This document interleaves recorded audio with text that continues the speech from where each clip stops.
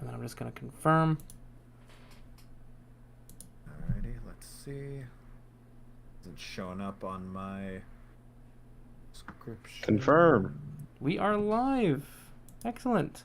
Oh, wait, nope. And there we go. I see it.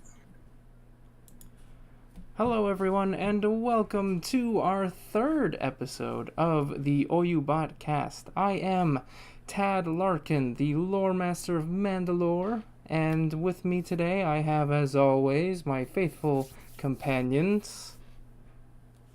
So Koi, this is Sombraptor. I'm just chilling. Yeah. Next we have Wildcat. Sukuigar baro anare. Ergai Wildcat. And we have a very special guest today who has joined us. He's been in the chat several times. Well, all of 2 times that we've had this, actually, now that I think about it. But a friend of mine, Mr. Posh on Point. Sakoi, I am Posh, or alternatively Casey. Either name works. Little introduction. As with, I believe, everyone here, I'm a Star Wars extraordinaire, connoisseur, and other things of that regard. I like the good parts of Star Wars and dislike the bad parts, with some exceptions. If you watch anything of Tad, I think you know what the bad parts are. This guy gets it. That's pretty presumptuous. Also, he very kindly commissioned the excellent artist Araxis Yexir to make the art that you may see in the thumbnail, which is absolutely fantastic. Gorgeous. Yeah, he's been a favorite artist of mine for like ages, and seeing our dudes come to life is something else. It actually inspired me to like make my armor look more realistic, because like he did such a good job on mine. I'm like, wow, that looks better than my armor in real life. Legit though, I like he added some little details to mine, and I'm like, well, I'm gonna add that myself. I gotta get proper Mando set up now. I don't have anything. I gotta get the helmet first. It's like, yes. Now I must also add this to mine because some artist did it as well. Yeah, no, just get yourself a bucket, man. Just join us. You can get yourself a literal bucket. Yeah, I could. I could get a little bucket and paint it silver and gold. No, some people take literal buckets and make them into this. That's true. I mean, that depends how handy you are, but literally now it is easier than it has ever been to start to get into like Mando cosplay and stuff. Actually, because the Hasbro, like both the Black Series helmets are I was actually about to reference that. Fantastic, and they're pretty cheap. I mean, for that quality of helmet, they were $100, and now scalpers got them. Yeah, of course. But they still. I want to get the Boba Fett prototype one. That's the one I used to make my own, actually. That'd probably be the easiest one to paint. That one or the Death Watch one was just released a couple months ago. Yeah, I was also looking at that one. They're basically identical. The main like big things, they don't have the dent in the helmet. Exactly, which if you have a dent, you can't. Yeah, Mando mercs wouldn't like that. Mando mercs don't like dent. Bingo. Yeah, unless you have experience with like Bondo or filling up and any of that sort of stuff, it's no. But we do have actual topics today instead of just buckets. As much as I could go on and talk about this stuff forever, but we do have actual topics today. Grab your buckets. But yeah. So, I guess the thing that's on most people's minds in terms of Star Wars today, I guess there's Book of Boba. What? Book of Boba. I posted a meme in chat that he's worth a lot to me. I just had to add that little part in there. Yeah, I put him on screen. Let's see. Oh, what were you not looking? Here. Wait, no, oh no, I mean the meme. Wait, hold on. Oh wait, but there is lag to the video as I see it, but whatever. Not lag, delay. Whatever you call it. Yeah. The booba eyes. It's out of. I set up a joke, but it didn't. Anyway. It didn't land. The booba eyes. Anyway, right. So there's 2 episodes out. I believe I'm the only one who's actually watched it. I have. Did you? Okay. I did. I have only experienced it through memes. So, my thoughts. Actually, wait. No spoilers though. Avoid spoilers. I will not discuss spoilers. I thought it was pretty good. Likewise. I had fun watching it. There wasn't the biggest part for me is that there wasn't any fan service. Maybe with the exception of like the beginning of the first episode. I guess this really isn't a spoiler. It's not a spoiler because it's obvious. We all know. He escapes the Sarlacc. Escaping the Sarlacc, like that. We that was cool. That was cool, but I also felt very weird about it because this is something. I mean, you know, EU fans, we saw it a bajillion years ago, but this is something like in terms of people who only consume visual, like live action media, or whatever. This is people we've been waiting 40 years for, and it was just kind of really quick. It was only a couple minutes, but I mean, for one, you can't really drag it out. I mean, well, I know I was expecting there to be more to it. Back on your subject of the EU, I saw a funny meme where it was that scene from Back to the Future 2 where they're watching the Book of Boba Fett, and he's like, "Wait a second, I've seen this before." Oh yeah. What are you talking about? It's brand new. What are you talking about? It's brand new. I've seen this one before. That's a good. I mean, Boba did technically escape 3 different times in the EU. I mean, one is because, you know, once was in the old. The Marvel comics are S canon. I don't count that particular instance. Okay, so that was the one with the Sandcrawler. There was the main one, which has 2 different depictions based on whether you go with Bounty Hunter Wars or Tales of the Bounty Hunters, because either Dengar picked him up immediately and he was like kind of fine, or Boba like lost his leg and was pretty badly messed up. So Karen Travis in Legacy of the Force alludes to the fact that he had to get a replacement leg cloned for him. So I think that's the one that they go with. Right. Yeah. Hey, somewhat related real quick. Have you guys seen that one video of Patton Oswalt predicting the entirety? Yeah, from the Book of Boba Fett, like the first show. Yeah, from Parks and Rec. Yeah, from Parks and Rec. It's like entirely accurate. Gloved hand of Boba Fett. Yeah, I saw that earlier on YouTube, and I was like, you know, this is pretty fucking accurate. 1-to-1. So, as someone who hasn't seen it yet, I want to see it, and I just time has not allowed me to see it yet. But from my perspective, it's a bit strange, right? Because it's like Boba Fett.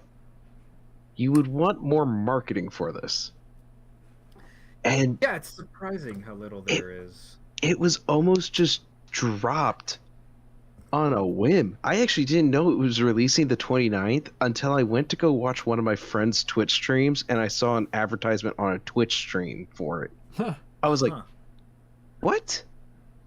No, nothing anywhere else? So now a real world reason for this could be because the Mandalorian is an original character, whereas Boba Fett is a George Lucas character. There's some royalties that have to be paid there. That is possibly why. Oh yeah, Disney and their royalties. Can't do that. Illegal. Whatever makes them more money, they'll put more attention to. Hence why we haven't gotten any new EU in almost 10 years. Yeah, yeah. Except SWTOR, because that makes money. That somehow is making money. I don't know how, but it's good the on ERP. you, BioWare. You're okay. You're not wrong. You're not wrong. I mean, Come on, let's be honest. you're not. You're not. Also, wrong. it was made by BioWare, and BioWare just has a way of making character models that I think we all are aware of. What do you I mean? have a poster of Kalizora right next to my computer. Why do you think? Oh, okay, I get it. You guys are pervs. No. I. Not me. I have an autograph. I mean, I am, but what I'm saying is that the reason why SWTOR is still going strong is because of that. Very well could be. It's a Are simps for they- Well, fucking, I have important news real quick. My friend just DM'd me because he's watching, and he says it is the ERP. He can attest. Fleet 1 South Stairs.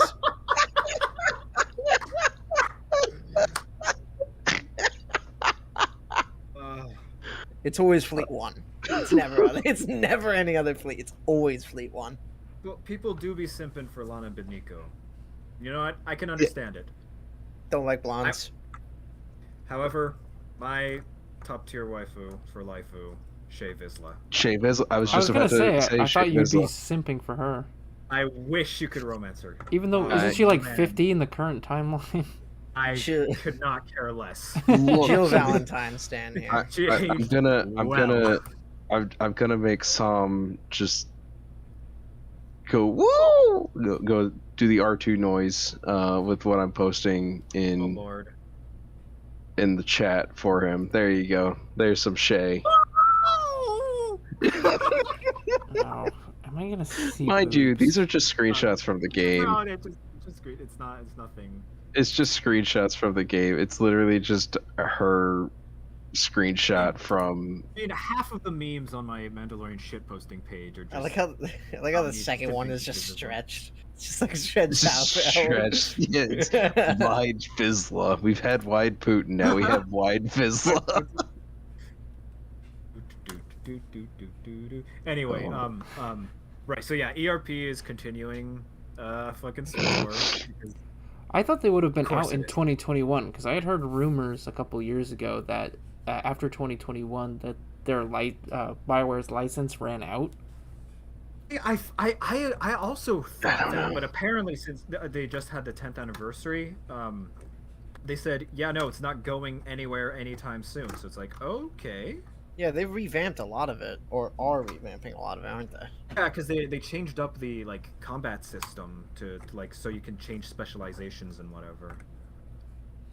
So I'm wondering where they're gonna take the story. Are they gonna try to go all the way into trying to connect it to the Bane trilogy and Jedi versus Sith with the new Sith Wars? What?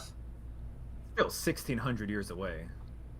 I mean, if they Luke just keep going. Skywalker appears out of the portal with Mara Jade at his side. Bum butter. Shut up! Don't give them ideas. You're giving them ideas, people. We gotta get paid for this stuff. No, but Disney, please pay me royalties. Haha. Alan Dean no, but- Foster is laughing at you.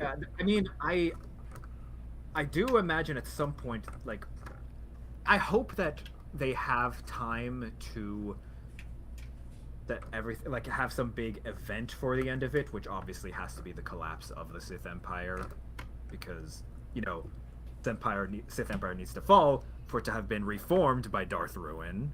So it's Yeah, that was always my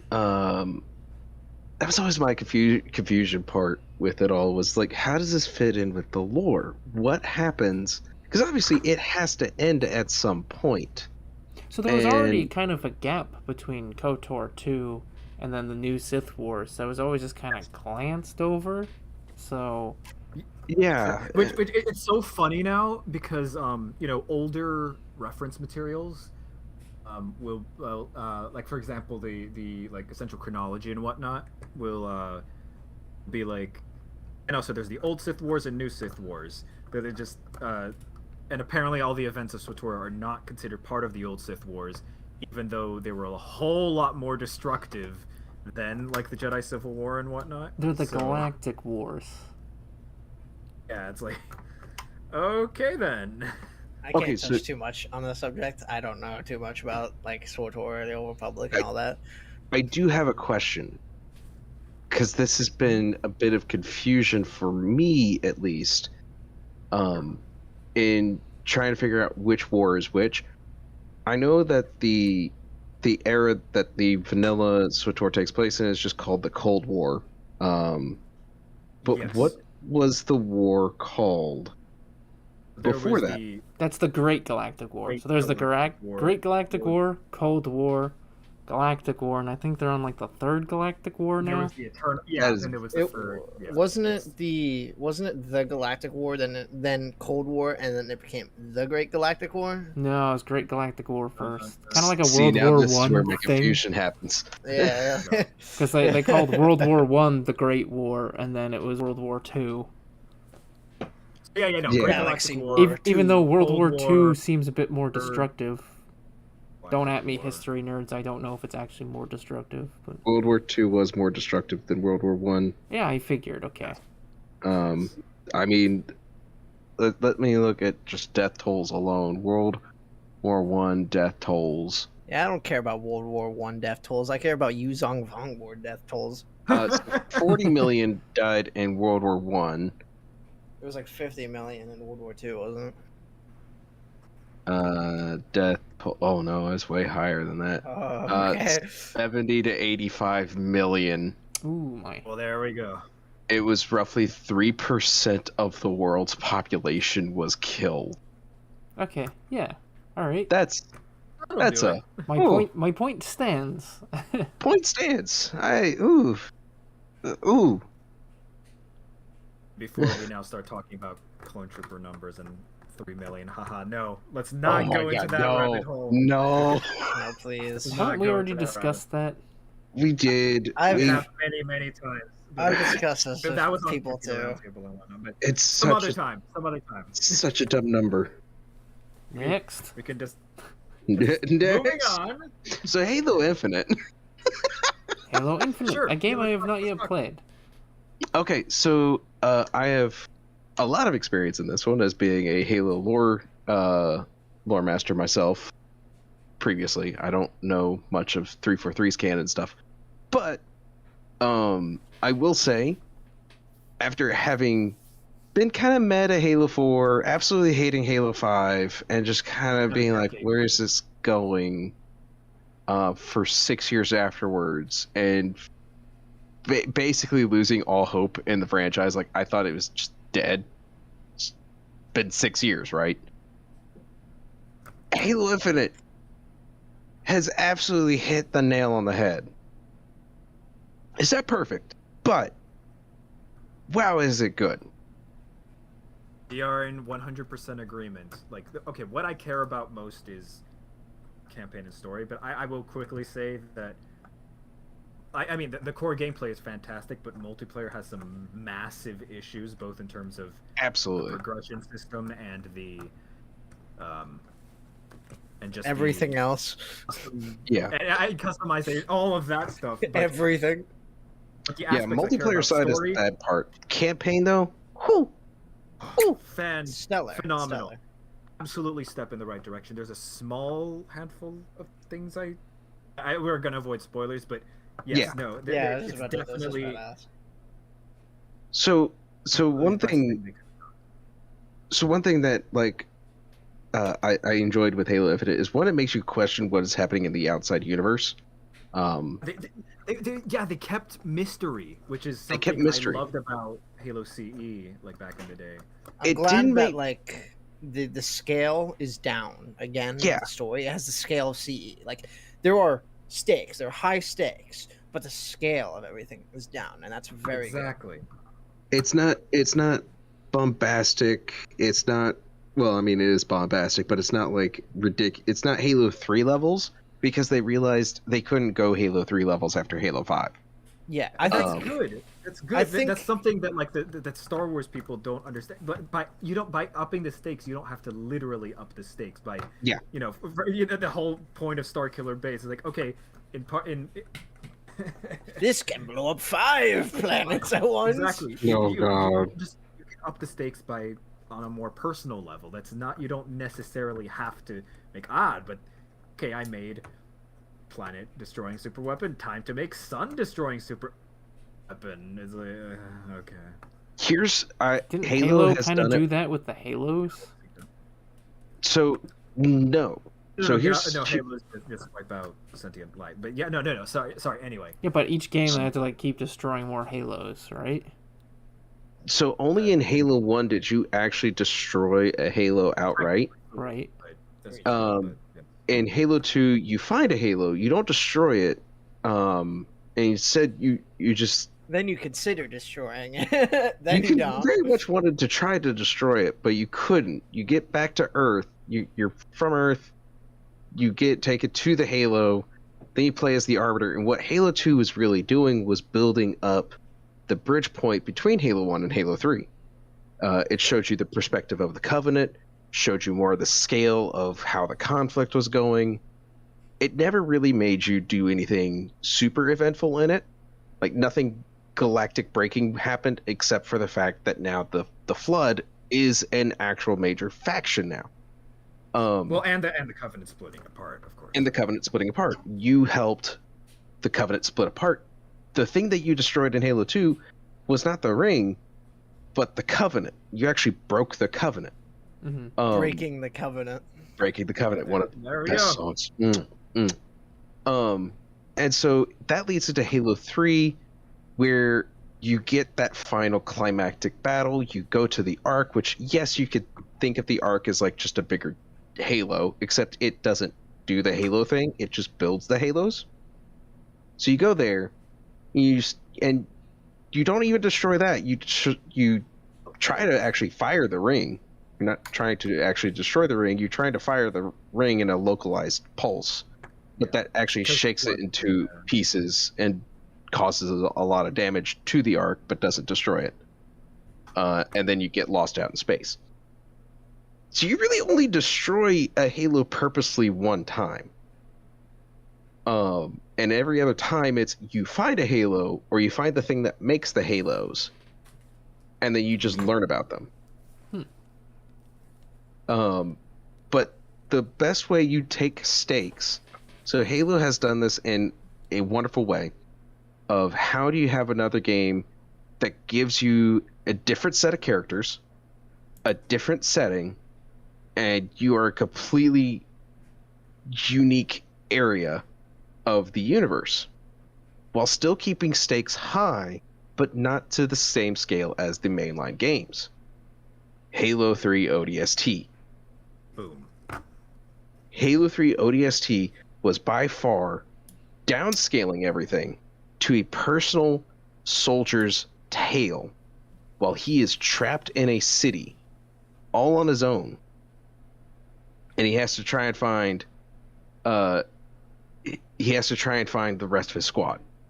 It's one of the things I love about settings like this, in that you can tell any number of different types of stories within it. Like, you can have space opera versus a much more personal survival. Yeah. Like, yeah, that's one of the things I love. That's what I love about Star Wars. That's what I love about Halo. That's what I love about Warhammer. Because I do love Star Wars for its story as films, yes, but I mostly love all of those for their settings. Yeah, Star Wars and Halo definitely have this advantage of being able to have different types of genres, subgenres, so to speak, within them. For example, like the tone of the Republic Commando books is nothing like the movies, but it's still Star Wars. Still Star Wars. Like Still feels like Star Wars. Feels great. Republic Commando, the game itself, again, the tone's entirely different. Looks like Star Wars, feels like Star Wars, sounds like Star Wars, is Star Wars. Yeah. Go. That was honest, because if you hear the big critics of Star Wars, one of the big things is Star Wars just keeps doing exactly the same thing. Yeah, the movies do. Yeah. The movies have such a wealth of things that they could do, and they don't do it, and we don't know why. I'll give Rogue One We know credit. That I why. did like the tone of We Rogue know One. why. Um, We know why. But it's still annoying. Rogue One is just like it's just like a Legend story rebranded. But I at least appreciate Rogue One because I really like the tone of that. It did movie. have a different tone. Out of That the tone the was only so Disney good. canon thing I ever watched, it did have a different tone. Like it set the tone like immediately when what was the guy's name? Cassian shot that one partisan. The guy was panicking and he's like, how are we gonna get out of here? I got like a broken leg or some shit. And he's like, okay, shh. Don't worry. Don't worry. Damn, I'm bro. like, yes. That's cold. It's like, cold, oh, and I More like nuance. it. And there was I love it when they add nuance to. To the sides. Yeah, and one of my favorite Morality. scenes ever is later on in the movie when Cassian gathers all the rebels who are going to go to Scarif. I forget the exact line he said, but he said something along the lines of "We have all done bad stuff anyway," and I just like the nuance in that. I like the fact that the alliance and what they're fighting for, it hasn't been all clear cut and rainbows the whole way. You know, they've done some fucked up things. And I like the tone of that movie. It felt like an actual, real gritty. It actually gave me Republic Commando vibes with how it portrayed everything: muddy, dark, dirty, and but in some places it also contains some of the things the original trilogy had: hope, the ability to fight. Other tones I can't think of, but related to the original trilogy. I call it Star Wars Battlefront the movie. It's Yeah. very good. Yeah, we are all in agreement. It seems. It's Star Wars Battlefront the movie, and I know a lot of people wanted like a spy movie from it or anything like that. Honestly, when that movie came out, I remember my mindset when that movie came out. I was thinking, it's a Star War, bro. Where's the war? We only saw the war really in 2 movies in the prequels, and they were still just backdrop pieces. We see Empire Strikes one massive Back. land, huh? Empire Yeah, we see Strikes one Back. land battle. We see one land battle in Empire Strikes Back. Battle of Endor. That's not even that big of a battle. The It's not space really battle. a battle. It's more like a It's space land battle. Yeah, but I want to see the It's ground more like battles. a strike team. Yeah, it's a strike team going up against skirmish level forces on Endor, and there's a big Clumsy space scout battle going up. troopers. You had the entire Rebel Alliance fleet versus the second You Death do. Star and But you don't the have But that Death crowd Squadron. we're cats of land battles. In I'm particular. going land battles. Oh, okay. Yeah, I'm I going didn't land hear battles. that. I Yeah, heard you get battles the- in general. I'm sorry. You do get the space battles, Battle of absolutely. Endor is awesome. But you don't get the ground battles that you would need to see in Star Wars to get that feeling of war. That's fair. And so when I saw, I think the only thing I was disappointed was I was told it was gonna be like Vietnam in space, and I was like, that would be cool. Just like I mean, in a You can't say U-wing. that the U-wing with the E-wing Yes, or whatever. with the That was freaking totally a laser U-wing. cannon on the side. That was a freaking I think Huey, he and I loved actually it. had. I think he actually had like an M60 prop Yeah, made to something look like Star that. Warsy. M60 is not submachine gun, an LMG used in Vietnam. By the way, like Rambo uses it. Yeah. Let me like, see if I can find the it's really blaster cool, cannon, because I know there's people who have the picture of that. Oh yeah, no. One of my Yeah, no, cosplay it's friends straight up has an the prop M60. on that. It's like It is straight up. I'm putting this in chat. It is straight up an M60. Look at that. That is the Yeah. buttstock of an M60. I'm unfortunately Um, not showing this because I can't mess with the windows.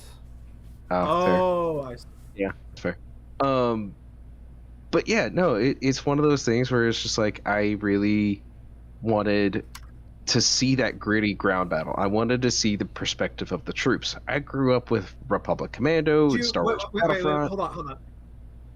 As I didn't much. Solo was okay, but there's one scene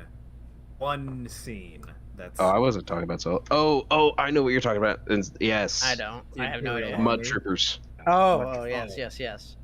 I like that Troopers. scene. I That hated was a good everything scene. else in that movie, honestly. Yeah, That's the rest fair. of that movie. Everything relevant that happened in Han Solo's life happened within a Didn't happen week. in 2 days. It's like, okay, buddy. Like, and I think that's such bullshit. Like, I like the Mimban scenes. I thought they were really cool. Yeah, no, Mimba. I can't stop gushing about Mim. It's basically 5 minutes of a Warhammer 40k movie. It's like, Yeah. World War I style trenches and fucking mud of haze. It's so good. I wish we Yeah. had a whole movie about that. Like, I would all the love. spin-off movies have this great tone, like and just overall stylized. Like they do definitely feel like they come out of the 70s. That's credit I'll give them. Even the Solo movie. Yeah. But the story fucking blows for a lot of the times. Yeah, that's and kicker. other concerns, like again, everything relevant within Han's life happening within 2 days. I that's, literally like, just want Really bad. Republic Commando, the show, and Yes, oh, God. just give us that. Don't do that. Don't give me. it's frustrating because Was it we Red live in Red an era where it's possible, yet they're not going to do it. And if they do it, they're not going to bring Karen Travis on to do it. They'll have Dave Filoni do it, and he'll bring his bullshit with it. And I What don't do you want that. He's the savior of legends. I want No, I want a true adaptation of the novels into a multi-part series. But that's not going to happen, and never will I happen. mean, and it's frustrating. Is a little too old to fit as all the. No, but you got to Are do. you kidding me? No, but you can do with like you can make it animated. B live action would be better. But B, you can also do what the games did and just have different voices for all the clones, which in retrospect is good because it's going to be harder for people to keep track of the characters if they all have the same freaking voice. If you think about it, no, but I mean, there's a lot of helmetless scenes, so it's not like.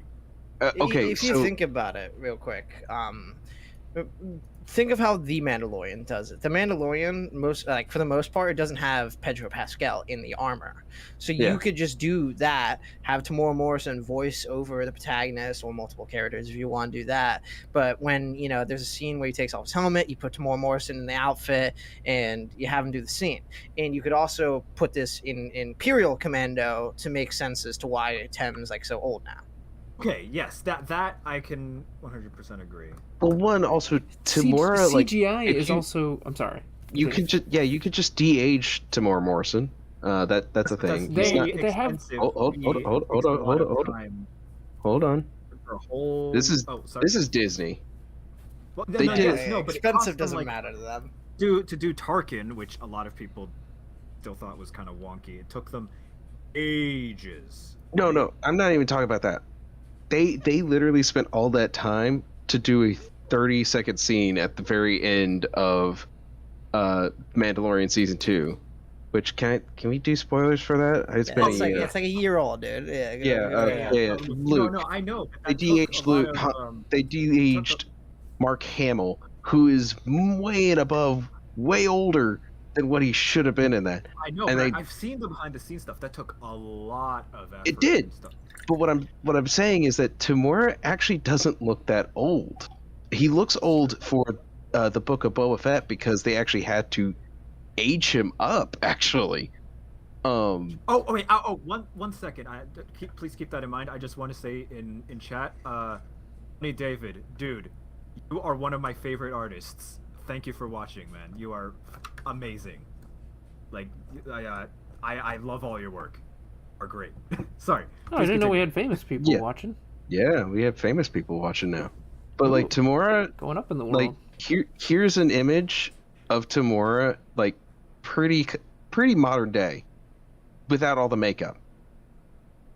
The dude still looks really young, and if you do have a de-aging kind of thing to him, if you do have to do a de-aging thing to him, it wouldn't be much.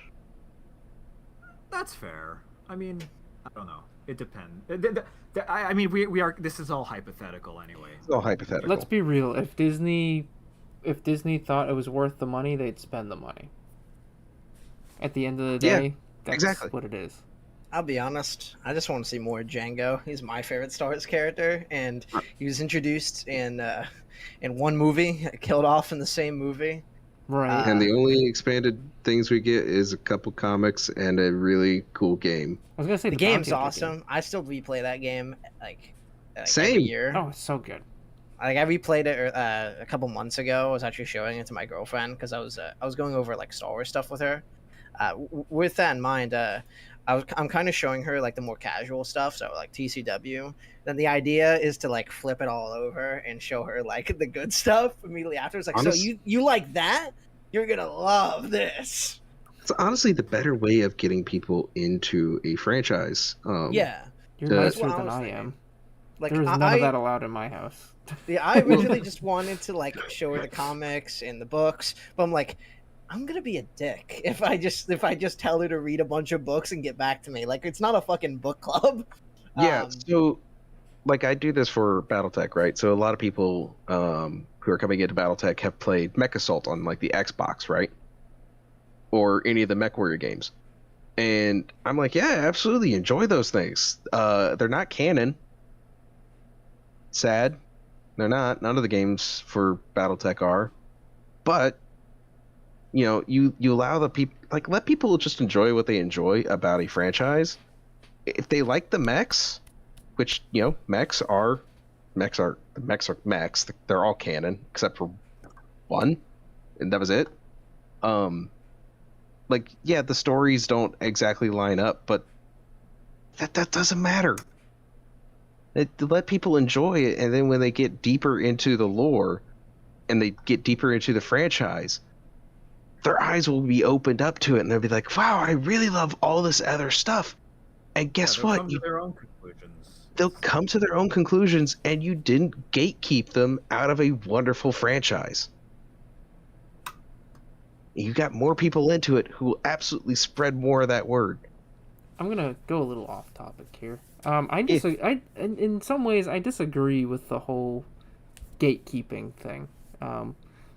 I believe was that one meme about gatekeeping? The people who complain about gatekeeping are the ones the gate was meant to keep out. Yeah. Yeah. I mean, if you're going into a new franchise, I think it's up to you to learn about that franchise. Like, for example, I'm, very, very casually into Warhammer. I'm not going in and telling people, oh, you should change the franchise to fit what I want to see in this franchise. Exactly. Absolutely. That's what Absolutely, I, 100%.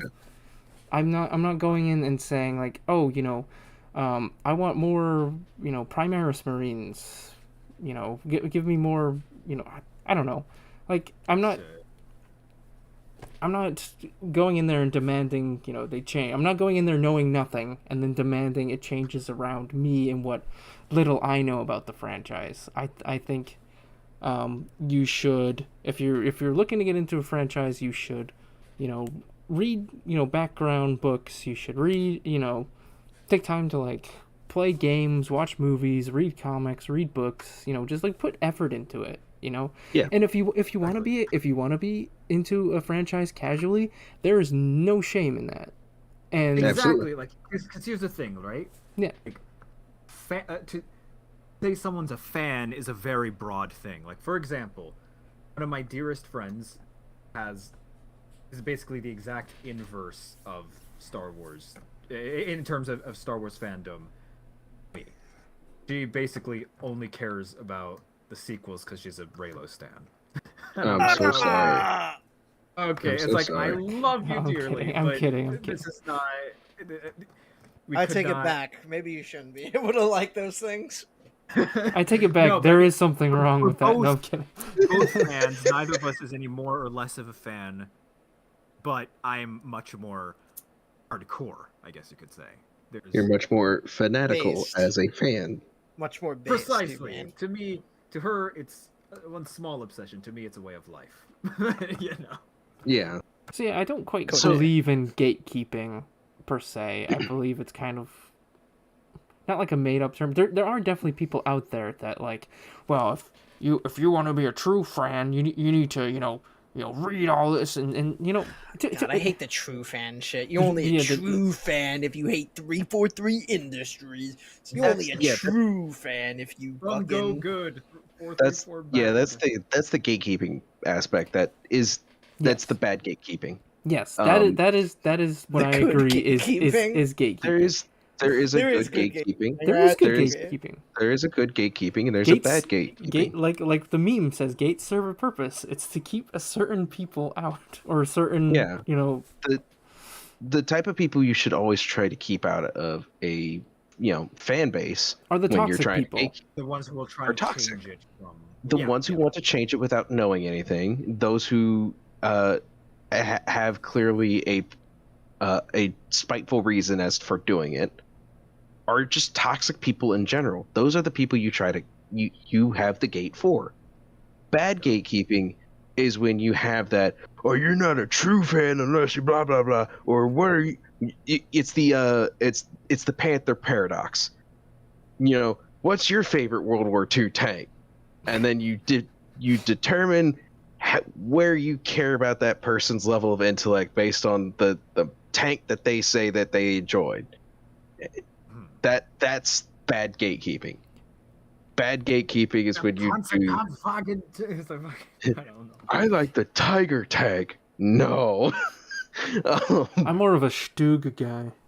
I'm more of a TX-130 guy, I'll be honest. It's the tiny little Polish one, the one that was like No, the Stug is a like a little anti-tank mobile mortar thing. The Stug is they're pains in the asses in World of Tanks back when I played. Yeah, they're self-propelled tank cannon.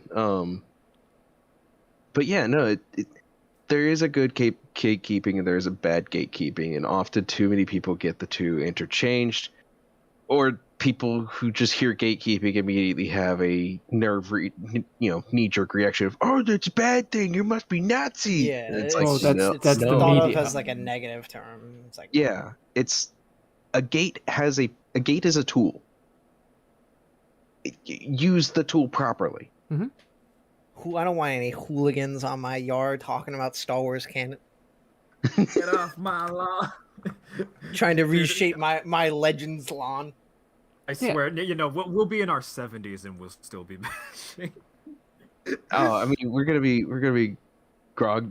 There's grognards, which is like, oh, that thing's dumb. No, that thing's dumb. I hate that thing. That's different. That's just grognarding. I might watch them have like rebooted the canon like 3 times over, and we'll see. Legends for.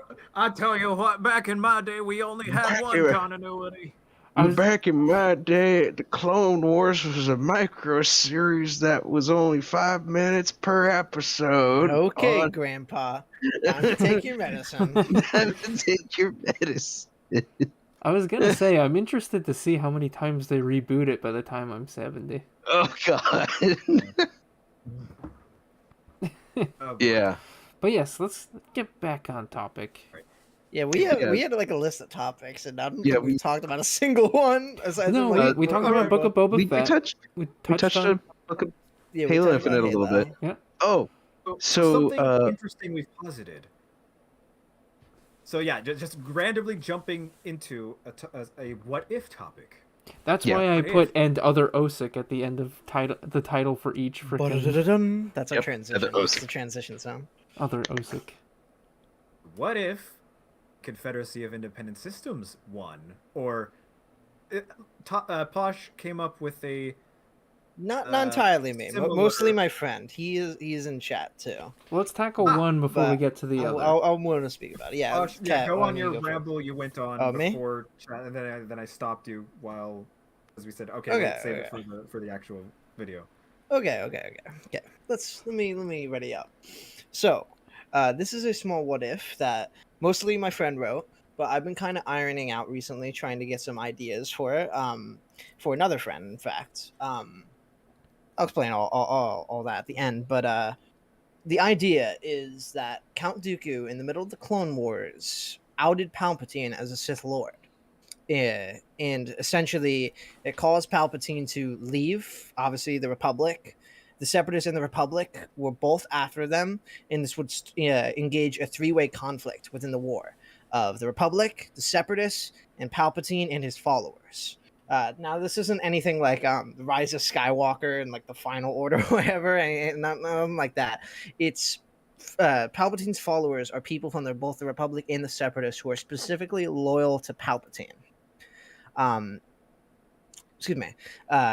We were also ironed out some ideas like the Jedi Council would take control of the Senate and therefore the military. There'd be some upheaval about that by the citizens on Coruscant and citizens of the Republic in general, putting people against the Jedi even more. Of course, with this, something like Order 66 wouldn't happen. The Republic would stay loyal to the Grand Army of the Republic would stay loyal to the Jedi and the Republic in general. The Separatists, on their hands, so the Separatists, as we know, they were controlled by Palpatine, and they had a very good system, but they didn't get to do everything good because they were kind of, locked by Palpatine to do all these good things. So and the Separatist Council Separatist like Parliament or whatever. Yeah, there were actual idealists who just wanted independence, but the Separatist Council were all greedy corporate interests, of course. But exactly. So the idea on the Separatist side is to have the idea on the Separatist side is essentially they're unhinged now. They're not bound by Palpatine. Dooku's actually leading it fully now, not under the orders of Palpatine. And Dooku is doing a good thing on the dark side of the Force. Now, as Star Wars fans, we know Dooku is very ambiguous for the most part. He does some good things, he does some bad things, and we essentially get to see Dooku in full politician phase at this point, helping his citizens in overall building the Separatist systems. The idea for the war was, because it's not manipulated by Palpatine again, the war would last for at least a decade, maybe 2 decades. Because it's a massive galaxy with 3 people fighting over it, with dozens of armies and systems, some of them independent, some of them on the Republic, Separatist, or Palpatine side. And So wait, there's something we do need to address, though, in regards to Order 66. Assuming,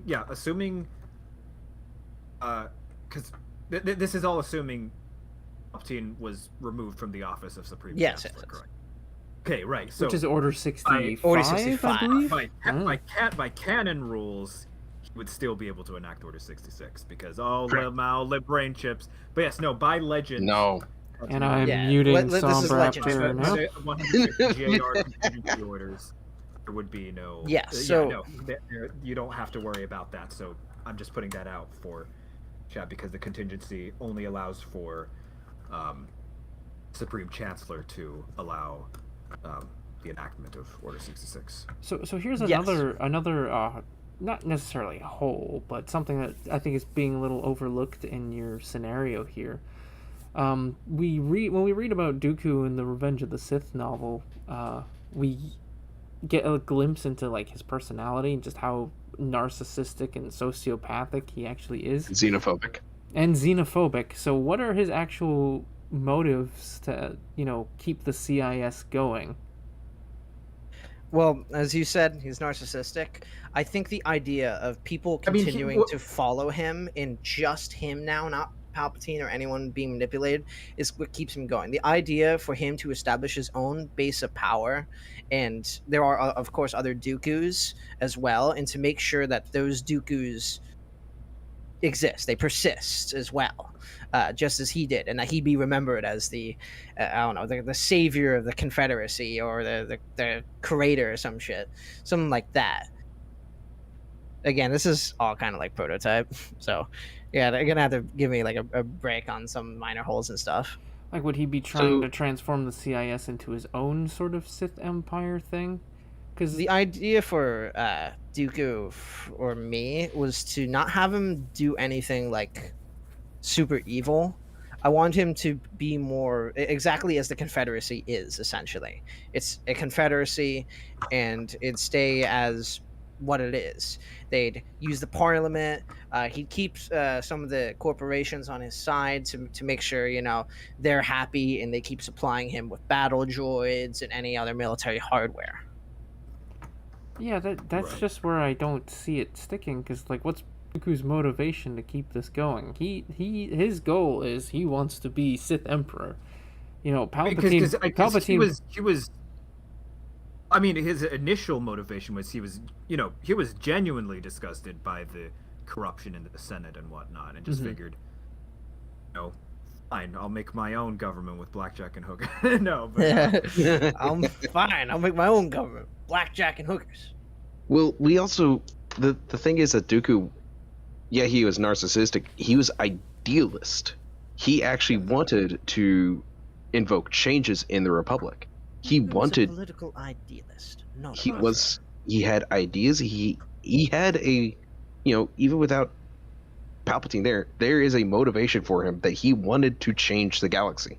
But what you're also overlooking is, at this point, he has gone full over to the dark side. He is a Sith Lord. He's in it for himself, and he doesn't really care about anybody else. And raises so a very good point, which actually raises many questions as well as to like pre-TCW, in which as some people argue, like ruined a lot of the nuance to him because goes around. Yeah, he's just evil. Yeah, he's just evil. Only really heinous shit he did was murder his friend Sifo Dyas, and ordering the assassination of Padme, but that was to appease New Gunray. He never did evil shit for shits and giggles like Palpatine. I mean, the Dark Reaper was kind of. Fair point. Fair. But that's also that was more one to win the time. war, right? Like that was I saw that more of him trying to win, like to try and scare the Republic. Sadist, Yeah. Like Palpatine. So this actually goes into a curious thing. I came up with my own scenario of how would the CIS win the war first off, and then what would happen after that. They were already pretty much Let Posh finish that one. Yeah. I don't have too much of the Separatist side worked out, but I did write a good bit about the Republic side. This is talking from memory, though. I don't have my document with me right now, and I'm too lazy to go and find it. The Republic side, as I said before, is constant upheaval, and the Republic would most certainly be on the back foot of this war. They would be getting their ass kicked by Palpatine and this in the Separatists. So far to the point that almost all planets in the core have either been taken over and occupied by the Separatists or Palpatine, and that the only worlds remaining basically are a few last holdouts in Coruscant itself. And Coruscant having the I forget the exact term it was, but having Palpatine having the way into Coruscant through those secret hyperlanes. Oh yeah, the back door. It could be attacked at any time, and the idea was to have Coruscant basically razed to the fucking ground, and the Jedi and whatever remains the Grand Army of the Republic have to go into hiding, and they'd go hide out on some outer rim world. They basically become the Rebel Alliance, is what I'm saying. I imagine they'd retreat to like Tython or Ossus in that. That's what that's what I was thinking. Tython. If you can repair the hyperspace lanes to Tython. Oh, true. That's fair. Actually, that also raises another thing about the deep core. So wait, would you elaborate on Palpatine's forces? Because I mean, he has a lot of influence in terms of big political things. I haven't gotten to writing that down because what I'm trying to do is I'm trying to make sure there's enough of Star Wars diversity in terms of forces. I don't want to do battle droids because that's the Separatists. I don't want to do clones because that's the Republic. I kind of want to do an actual drafted army or volunteers, but I also kind of find that to be a bit unrealistic because Palpatine, because Palpatine's kind of just overtly evil at this point. But Palpatine does have a lot of people in his numbers. He has the Sun Guard that's a good example. Yes, that's a great. Oh yeah, no, Sun Guard. I also imagine the Ilon Nova Guard would, money. That's easy enough, and there's over 1 billion of them, so So where is the divulging point in this too? That's the other question. Diverging. My idea for the diverging point was to be in the second year of the war. I wrote a specific battle down after a specific battle that made Count Dooku like out Palpatine because he was tired of his shit or something. I think it was it the second year of the war? What was the battle where Palpatine led the Mandalorian protectors into a trap and got them all killed? Fall 2. That was more towards the end of the war. Like is that more towards the end? Yeah. Yeah, that was around the diverging point that I was thinking of. Okay, so that's I believe 6 months prior. So well, that's better than in between. That's better than in the second year of the war, anyways, because the second year of the war, the CIS were already winning. That was Operation Durga's Lance. There was already during Durga's Lance. They were already in the core, fucking shit up. Yeah. I want to talk about the quick ending because I'll get on to my main point. Of course, there's still a lot to iron out and work out to make it logical, make it make sense, and as well make it interesting. But the war would generally end with the Republic and the Separatists. I don't exactly know how they get to this point. Don't ask me. But the Republic and Separatists launching a joint operation together against Palpatine's forces. My favorite trope ever is enemy forces unite against greater threat. That is my favorite thing ever. Then of course they defeat Palpatine, and then the Republic and the Separatists would actually sign a peace treaty, basically like segregating spaces together, Republic and Separatist space without like a war. There's borders and everything, but there's no ongoing war to conquer more territory. Basically a Cold War scenario. A Cold War scenario, but a bit more peaceful. Like just like a tiny bit more peaceful. It isn't like I want to kick your ass. No, I want to kick your ass. It's more like, okay, we kind of got our asses kicked, but let's just calm down for a little bit. So then let's just like relax, rebuild our territories, and hopefully start living a better life. So then my third question is, how would senators like Padme, who's very, into democracy and how stick to the Constitution, this is how we should do things, Bail Organa, Mon Mothma, and the petition of the 2000, how would they react to the Jedi just all of a sudden being like, okay, we're in charge now? Probably not too kind. I feel like there would be a schism there. I definitely don't think they definitely wouldn't follow Palpatine, but I don't think they would directly oppose it. Well, I don't think they'd go up in the Senate and be like internal turmoil on that. Yeah, because you gotta remember this is the Republic at its crippling point. If Palpatine isn't in charge because he's an enemy, and the Jedi aren't in charge, who is? They don't have time to elect a new Supreme Chancellor. Mas Amedda fucking went with Palpatine. They got no vice chair. There's no one that can help them out here. So it's like, okay, we can at least trust the Jedi because in Padme's case, my husband is a fucking Jedi. Maybe good things will happen. As for Anakin as well, because I do want to quickly touch on that, Palpatine's efforts to turn Anakin would be abandoned in almost its entirety, because he has to form his own faction and everything. He'd still be tempted by the dark side and all that lovely goodness stuff, but it's mostly a happy ending for what people want with them. Anakin has his kids, Luke and Leia. But around after the war, once the war ends, the Jedi Council discover that he has kids, and they remove him from the council. He is a Jedi Master at this point, by the way, and he gets expelled entirely. But Anakin does get to live out the rest of his days with Padme, and I also got some. So this is ideas. Star Wars, the good ending. Yeah, but I also the Vong roll around. Yeah, that's exactly what I was going to talk about. I wrote some minor stuff about how the Vong would approach this, because the Vong would arrive with the Republic collapsed, the Separatists probably thriving in their own little sector, and I didn't get too far in it, but Anakin would probably be training Luke to be a Jedi, and he'd probably be pretty fucking powerful at that point. Since he's the son of the Chosen One. Same thing with Leia. and I didn't get too far into it, but I did get to the part where it's like the Vong would fuck shit up. They would start going in and just fucking shit up so hard. They'd also But they'd didn't also get be past even that. more fanatic because by the increased droids. prevalence of droids throughout the galaxy, which they fucking despise. Would be Yeah. Yeah, no, this is So- a very interesting scenario, very intriguing. So I had my own version of this, and I think it has quite a bit different connotation.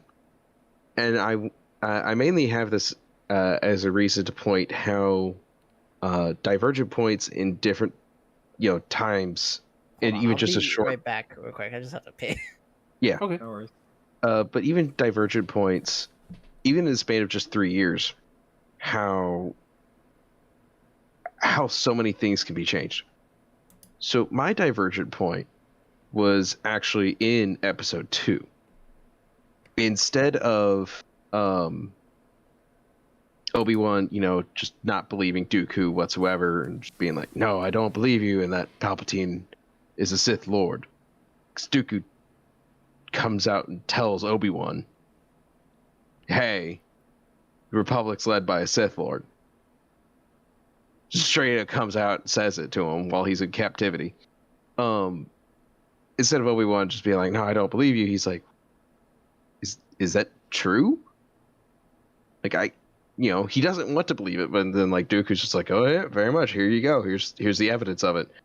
And so Obi-Wan is sentenced to go and be executed still, because he's still captured. He doesn't get free until the Jedi task force with all the clones show up. And Dooku's still being Dooku, and Obi-Wan and Anakin still have to go and try and find him because he's still dark side Sith Lord. They actually find Dooku, and the two of them, instead of Padme getting shot out of the gunship, she's actually still on the gunship, so Anakin doesn't absolutely lose his cool in trying to fight Dooku, and so they actually are able to fight Dooku together. So it's not just one at a time. Anakin immediately getting his shit pushed in, and then Obi-Wan then getting his crap kicked out of him. So this time is both of them actually able to take on Dooku and defeat him. Either kill him, capture him, one or the other. And what they do is they kill or capture him. They'll probably capture him. Try to, at least. If they don't, they kill him. But either way, they go back to Coruscant and they, use that as leveraging against Palpatine. Now, how does this end up in a CIS victory? Well, Severance Tan and General Grievous. Even without Palpatine or Dooku, the CIS were still going to, be the CIS. They still wanted to be a part. There was still a big enough portion of the galaxy that wanted to break away from the Republic. And even without the two heads of them, they still had, their council. They still had the corporate alliances and all of them. They still had their own parliament. And then they still had two capable generals. They still had Severance Tan. They still had General Grievous. And just the sheer numbers of droids that the CIS had. Quintillions. You cannot wrap your head around that number. It is Yeah. And the Grand Army of the Republic at this point was still Weak. being like, there was only like what did Lama Su say? 200,000 units immediately Which available. And Could then be Depending on what you regiments, could be count as battalions. they were We're still not getting into that number. they were still relying going on technology from the Stark Hyperspace War. Yeah.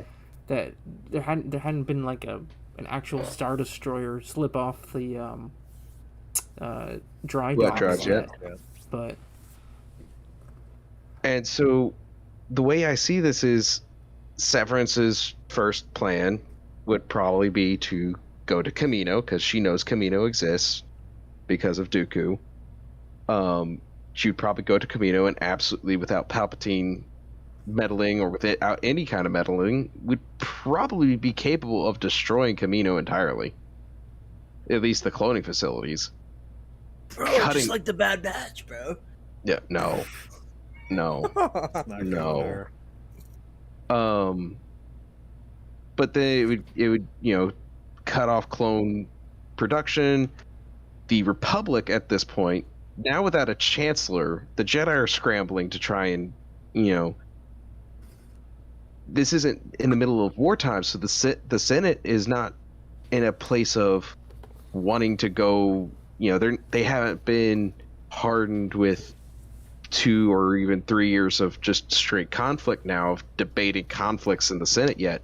They've been mostly in peacetime, so now they're in crisis mode of like, oh, we are out of a chancellor, what are we going to do? The Jedi have to step in. The Senate's going to clash with the Jedi at that point, and the amount of people wanting to vie for peace in the Senate will exponentially grow, especially after Severance and Grievous just begin to absolutely kick doors in, which they would. They did anyways. they did without Dooku and Sidious telling them to. So I would see this as being a not the CIS dominating, because the CIS didn't want to take control. They wanted freedom. And without Sidious and Dooku trying to push them into taking control of the galaxy now, they're just told, but they're not even told anything. They're like, oh, we could do what we want. We want to just have freedom. We just want to be away from the Republic. And now with the Senate now coming out and stating, hey, we want peace treaty, please. Please, you would actually get that peace treaty instead of 3 years into the war, maybe a year, maybe a year and a half. And that would actually be a CIS victory, because that would be the CIS getting exactly what they wanted. As for where this is going, who knows? I haven't gotten that far. Mainly because I thought just the idea of getting rid of the 2 dark side people that are holding everything behind the hands and letting the galaxy spiral into its own chaos is fun enough for me. Because taking the things that hold the strings together and then watching everything fall and crumble, it's always...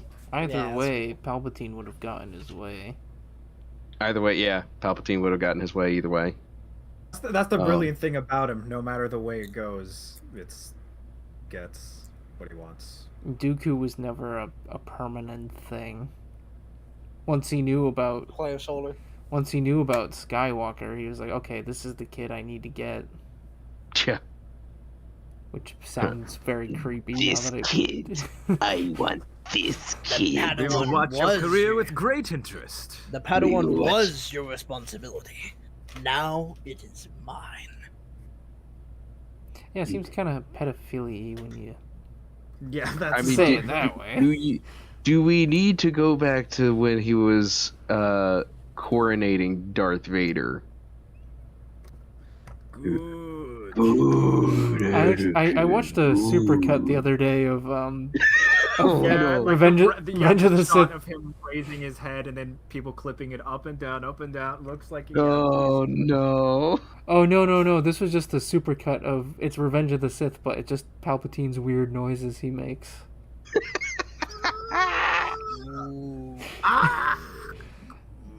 Oh man. It's all just like his yelps and screams and wheezes.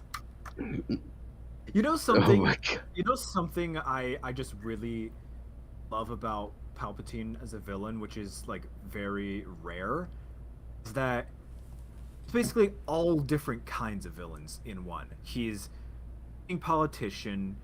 He's just like all politicians, villains.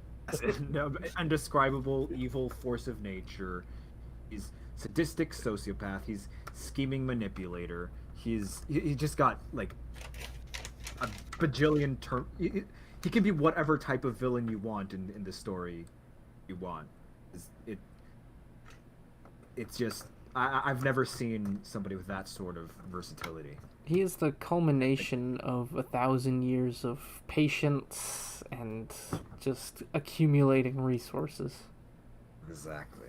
There's a guy who, what's his YouTube channel called? Vile Nest or something like that. Nest of Villainy or something like that. I don't know. I'll have to go back and find it. But he does movie breakdowns of movie villains, right? So he takes villains from movies, cinema, TV, and everything like that. He actually breaks them down and he looks at like the what vile makes them eye. tick. The vile eye. Vile Eye, yeah. And he did one on Darth Sidious, and he even said at the beginning of that Darth Sidious was his most favorite villain. And he said out of all the villains that he's reviewed, that Sidious was the best villain because of just how well written he was. I found it. I'll put it in actually put it in the Discord. Just do. And That's really examining interesting. evil and stuff. And I'll put it in the there it is in the stream chat for y'all. Nice. Go watch that after we're done streaming here because I do recommend it entirely. Sweet. Before we go too far off topic, well, I mean not off from the topic we had beforehand. Parker Parrish is asking, "Do you guys think of a Cold War-like scenario for both the Republic and CIS?" And isn't that basically what they had in the 2 years prior to the Clone Wars? The CIS declared itself independent. The Republic was like, "No, you're still part of us." But, I mean, it's not like they had weapons pointed at each other, like. The Confederacy, I don't think was exactly formed yet. It was only formed like right at the beginning of Attack of the Clones, wasn't it? No, Like it formed 2 years before Attack of the Clones. Oh damn. Yeah, it formed before the Attack of the Clones. I wouldn't call that. It was only right before Attack of the Clones that they actually, that the Trade Federation and whatever pledged their armies to it. Oh right. yeah. So I wouldn't say that's a Cold War. I was about to say that too. The banking clan will sign your treaty. The banking clan will sign your treaty. I just love the Wat Tambor, the Techno Union. It's like a yes. Yes. I wouldn't call that a Cold War, though, to answer the question. I wouldn't call it a Cold War because you don't really see you don't see the Republic really caring too much about it. Yeah, they're debating about it in the Senate, but they're not considering it a threat.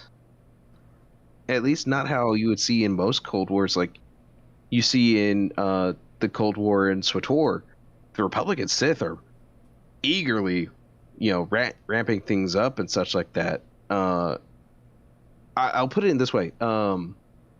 It was equivalent to what you would see in the modern day 2000s to 2010. We weren't really in a Cold War with any nation, but now you see these, not getting political, just stating facts. You see the surge of China in United States. Now that's a Cold War because both are now starting to compete. Chilling. Sorry. Oh, we cyber attack each other all the time, but yeah, we've been cyber attacking. Well, that's only been something that's been going on for the past 10 years, relatively new. So I would say it was. You don't get a Cold War until both sides are actually competing against each other, not necessarily wanting to kill each other, but trying to compete in a way that's not in a straight up conflict. It could be economically, it could be with weapons, arms race, like it was in our Cold War. It could be economically, like it is currently. Could just be proxy wars going on like crazy. That would be considered more of a Cold War. Okay. So I guess in this scenario, we're assuming this is in a scenario that ended with the Clone Wars with, some sort of peace treaty, I guess. Mm-hmm. Let's assume Palpatine is out of the picture, can't manipulate both sides and whatever. So how? Okay, what would a Cold War between them look like then? I guess I would say an economic Cold War. In terms of espionage capabilities, the Republic has the Nulls, though that's their loyalty is very Ambiguous. Varied. If you go by the basis of what would become Compnor and the ISB, there's some pretty impressive. Doesn't the ISB literally exist under the Republic, the Internal Security Bureau? Yeah. Yes. Yes, but it was nowhere near. It wasn't nearly as strong as the Imperial Security Bureau. Yeah, not strong at all. Well, towards the end of the war, it was pretty strong. It with was. Armand Yeah. Dysart. Yeah. I'm not sure as to to the CIS's espionage capabilities. Droids. No, actually. Well, yes, but I actually see this as being the war between the CIS and the Republic in a Cold War scenario would almost probably be akin to our Cold War that we've had from the 50s all the way up to the 90s, where it's almost like an arms race. You would see an arms race. You would see a lot of proxy conflicts. Right. Because now you had the conflict on Locke. Jabim could be a thing that's Jabim would be a big it's a proxy war. And this is the Naboo crisis was kind of a proxy war, but that was before the establishment. Yeah. So imagine in the sense, if we take, for instance, my scenario where the Cold War, where the Clone Wars ended rather early, ended within a year and a half. Mon Cala as well. That would be a big. Mon Cala would be a big proxy war. Instead of having these planets that are, contested of Republic or Separatist, it's whether or not they're, they're now either going to be Confederate planets or they're going to be Republic planets, and now it's the sphere of influences that they're trying to influence over these star systems. They couldn't use frontline troops, much like how we couldn't use frontline troops for fear of sparking another war.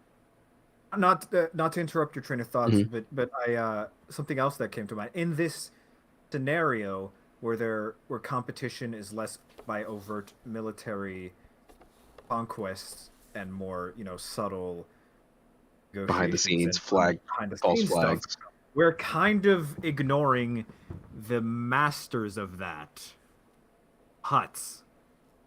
Yeah. Yeah, so the Hutts would be insanely powerful with this. Philosophy is. So, I wonder. They very well, would have a big hand to play. This Black scenario, Sun as well. Black Sun big at that point?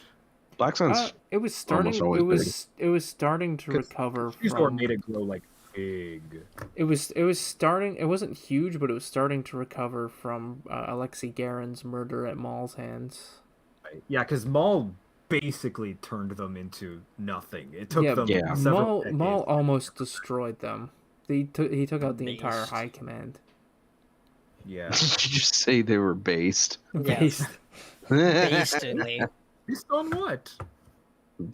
Based. Going back on Sombraptor's talking about espionage capabilities, are you forgetting the Jedi Order by any chance? No, I am not. Quinlan Voss was an agent for quite a while. He is very adept. This is true. Absolutely, you would see the Jedi going into these kind of things where they would have probably. This is the cool part about it, right? You would see more Jedi probably falling to the dark side in this point in time, because some of them, like Quinlan Voss, would have to go into these horrific, positions, trying to earn trust of whoever they're trying to, get undercover with. And there is the possibility that they just fully turn to the dark side. We could also get to see more Jedi shadows too, from like SWTOR. More Jedi shadows would be cool. That's right. That's their whole shtick. The modern Jedi shadow. Um, Yeah, I mean, no, they are still around as of that time period. But Yeah, they are. We just like don't know anything about them. yes, it's just yeah, no. I mean, Sentinels in general are rare, but that specialization too is. I imagine the judicial forces would have their own moles and stuff as well that they could insert in places. Right, and I guess but on the CIS front, I guess yeah, mostly try to place some droids in certain scenario, and like, yeah, I even remember there were like propaganda posters. It's like, you know who your droid is talking to, keep them shut down at all times, other than in some. Okay, so I see something in chat I really want to address real quick. Dugan, an arms race and an economic Cold War are two different things. An economic war is the kind that we're having with China right now, where we're trying to up each other on how much GDP we're producing yearly. An arms race is like what we had with the Soviets, where we kept trying to make bigger nukes. There's a difference. One is weapons of mass destruction, and one is with who makes more money. Because money talks, and it doesn't always go to just weapons. The CIS also had plenty of organics working for them as well. This is true, yeah. There, lots. Most Star Wars visual media kind of. Yeah, no, they just depict droids, but yeah, the books and the comics. Fiddlesticks, scroll up. He literally says, "That's called an arms race, buddy, aka an economic Cold War." I don't know how I'm not paying attention, or how he literally didn't say that when he literally did. Anyway, what were we? Ooh, what would the Mandos be doing? Ooh, whoever paid them. Well, I mean, I mean, by that point in time, would have already joined the Separatists, right? Because they would have, yeah. Spar, they'd be involved in the proxy wars, I guess. Spar joined the Separatists, not all of the Spar would be not all of the fantastic Mandalorians, spy, being that he's a clone. Ooh, yeah, this is true. Oh, this is true. Ooh. But in this scenario, has the Grand Army of the Republic even been taken yet by the Republic? Has that even been? I think, didn't we establish that there had been armed conflict that died down with a peace treaty? I thought we were talking about then turns into Cold War. I thought we were talking about Wildcat scenario where it starts. It starts before. I know. I guess Kenobi's been to Kamino at that point. So yeah, never mind. Never mind. What I was gonna say doesn't apply. Right.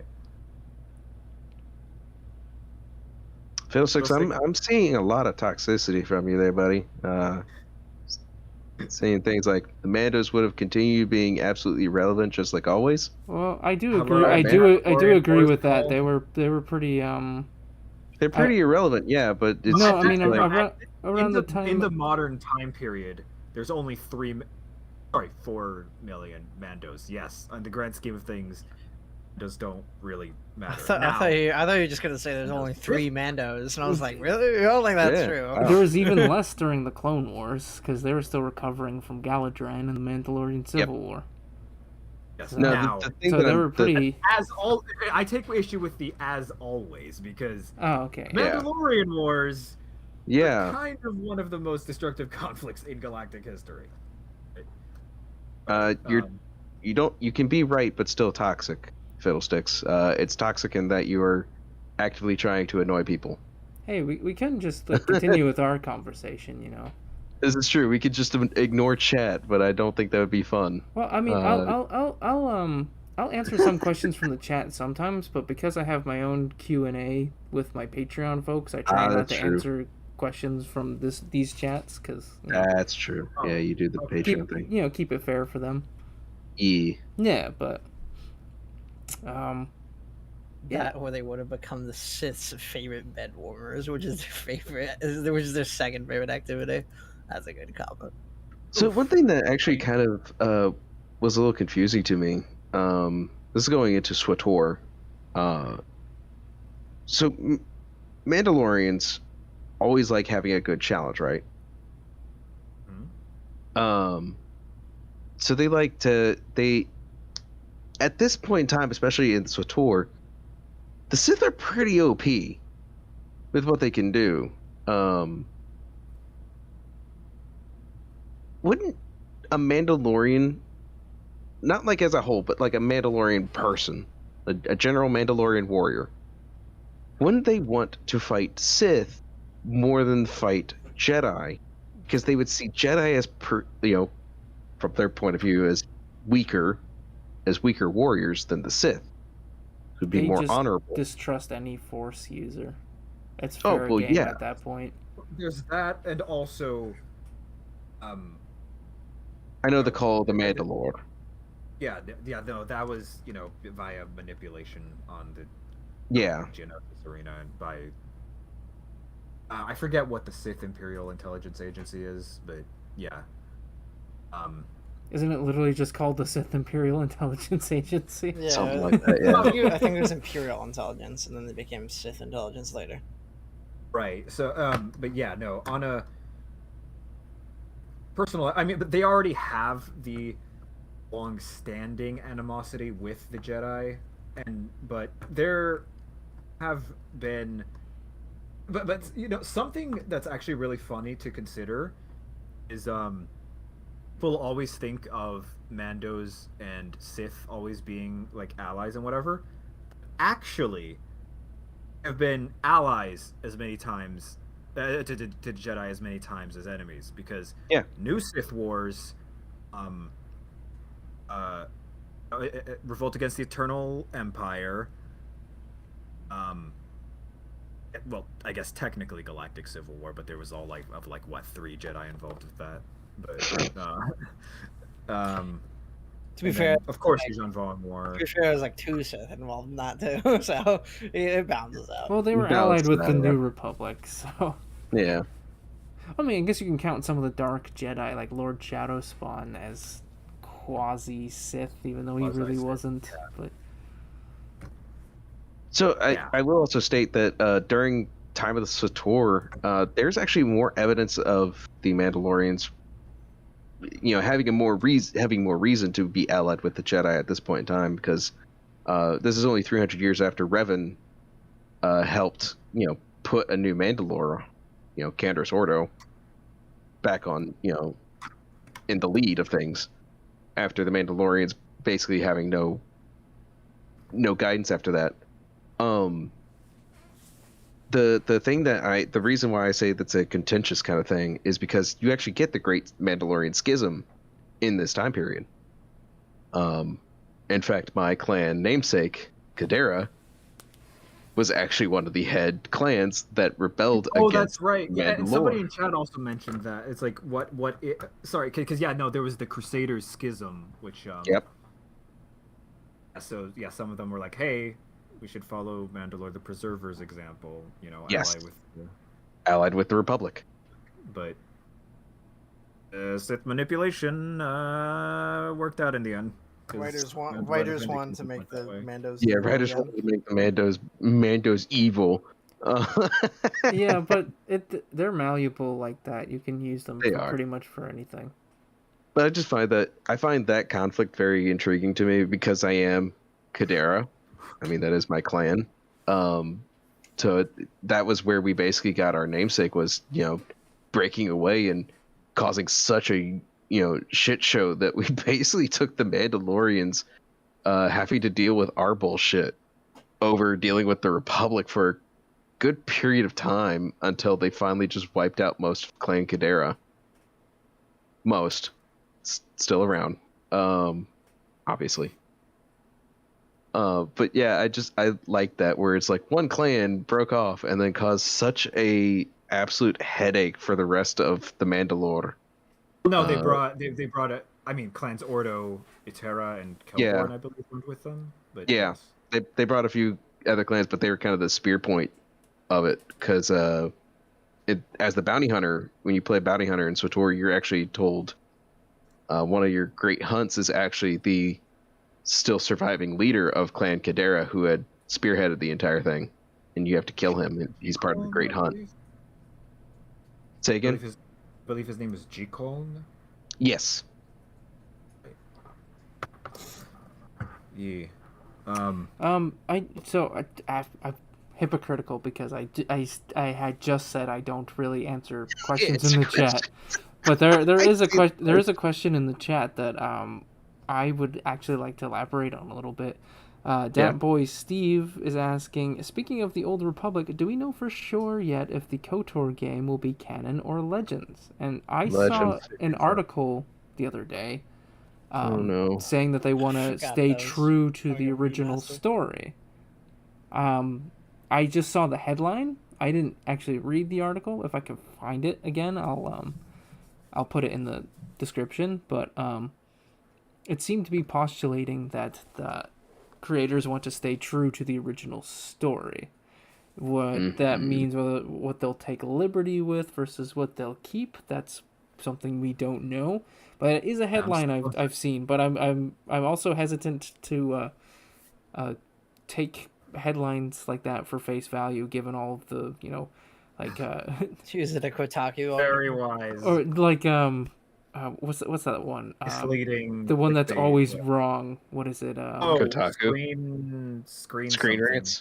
No, not Screen Rant. There's another one. It's like Kotaku. Kotaku's been pretty wrong a lot. Yeah, you see the a lot. No, there's one that like makes like outrageously wrong claims. I can't remember what it is. Polygon? No. Yeah, Polygon's another one. We got this covered. Ah, yes. Yes. Oh. They are notoriously just awful. But yeah. No, I think Kotaku's now worse than them. Really? Yeah, Kotaku's recent articles are like so bad. You see the Halo Infinite ones? Oh Like, my god! live out your transphobic like something dreams. It's like what? It's like a flying skull. Like what?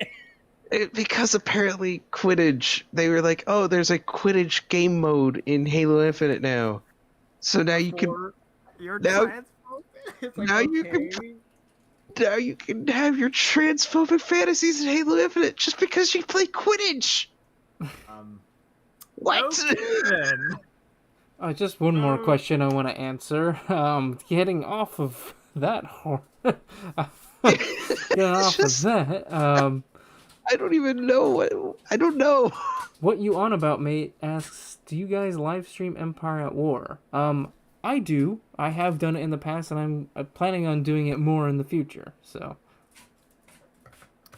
you do a little modding here and there. I also do. I also am making my own mod. I've got 2 mods in the work. Legends mod the Clone Wars and Legends mod the Galactic Civil War, where they're very in the early stages right now, but it's just me working on them, so it's like just kind of like a pet project that it'll get done when it gets done. It's nothing serious, and I'm not gonna go crazy like some of the other modders that like do like the crazy like stuff where they have like different like political and economic systems. I'm not that capable. Mine's just gonna be kind of more like a, and like a mod, yeah. But so, question for you, actually, Tad. Yeah. What is that Civil War mod going to be about? It's the Galactic Civil War. What's the Galactic Civil War about? Can you tell us? The Galactic Civil War between the Empire and the Rebellion? Well, yeah, but like my thing is like, what does it do differently than just the base game? Oh, it's just gonna include more EU stuff and more units, more heroes. I'm gonna have different, like with the, kind of taking inspiration from like Thrawn's Revenge. I'm gonna have Galactic Conquest scenarios that are more chronological and like have like objectives to it that are based on different time periods of the Galactic Civil War. So like like one of the early ones will be like Operation Skyhook, where it's like, take Danuta with Kyle Katarn, or Chuck Norris. You know, Chuck Norris. So every time I Star think of Wars, Call of Chuck Cthulhu, I Norris. just think of all I think is just Chuck Norris. Like it's Star Wars, super Chuck old Norris. memes, Same. but it's just No, like no. I'm so I glad love you it. also. We were actually talking about this last episode, I believe. It's like, I love all the things. It's like, Al-Katarn once shaved his beard. Remnants, or what's now called Beskar. Or, Carl Katarn threw a grenade, killed 5 stormtroopers. Then the grenade exploded. The grenade exploded. I love it because one of my favorite Chuck Norris movies is Invasion USA, and all I can think of is Invasion Bespin. It's just starring Kyle Katarn. It's just like, oh god, or Invasion Nar Shaddaa. That's better. I like that one. Kyle Katarn was once bitten by a rancor, and after 3 agonizing days, the rancor finally died. Oh, I love it. the 2 Death Stars are replicas of Kyle Katarn's nuts. One's bigger than the No, other. that's disrespecting his scale. nuts. Yeah, I was about to say to scale. That's disrespecting his nuts because they blew up in one shot.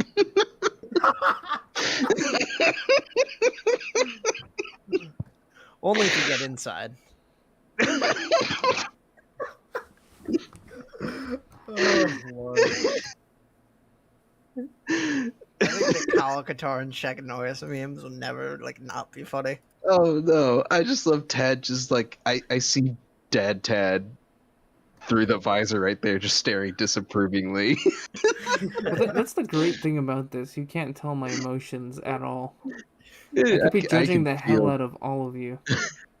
It's just like disapproving Dad Tad Lar'kin. It's great at Comic Cons because I'm like, wow, that guy's costume looks like shit. You know, and nobody will ever know. Nobody will ever know. Oh, speaking of which, MagFest was this weekend. Or is I this was weekend? going to be there, but I'm busy. When are we having My- TadCon? So Oh, I'm not that'd be an great. anti-masker or anything. It's just literally wearing a mask underneath this would actually kill me. So Probably. I'm refusing to really go to any cons until we don't have to wear masks anymore, which probably won't be forever for the foreseeable future. So But no, I bring that up because my buddy's at MagFest right now, and he's actually seen several Mandalorian cosplayers. Those are friends of mine. They're Yeah, fellow one of them was dressed as the armor smith from the first season of The Mandalorian. It's where is MagFest? It's in Maryland, right? It's in Washington D.C., roughly in that area. Okay. So roughly Maryland area, I They're think. voted to represent. Yeah, so he goes up to one of the Mandos. He's like, he said to me, "I tried to buy a Mando's helmet for for 1,000,000 bells." And I'm like, what did they say? They just said it's not for sale. Like, that would be a Mando thing to do. I told him I would cry if he said he would sell it. I'd be like, he's not a real Mando. Not a real Mando. He's gonna sell his helmet. Oh, Just talking about the outfits.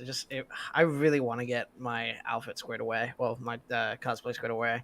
I've been so focused on upgrading my PC like these last few months. Like I just fucking spent a lot of money on getting a new CPU, a new GPU, and oh my god, I'm fucking broke right now. I'm broke from holiday shopping. I'm broke from buying stuff myself. But as soon as I have money, I'm gonna buy the Boba Fett prototype helmet, paint it, as my. You can guess what my colors are gonna be like for my profile picture, and just like get things started. I just miss going to cons in general. It's the only time I feel like a celebrity because people asking to take pictures with me. right? It's Boba Fett. It's Boba Fett. It's orange Boba Fett. I don't know how many times I've been called Darth Vader and Kylo Ren, and I'm like, Jesus. Really?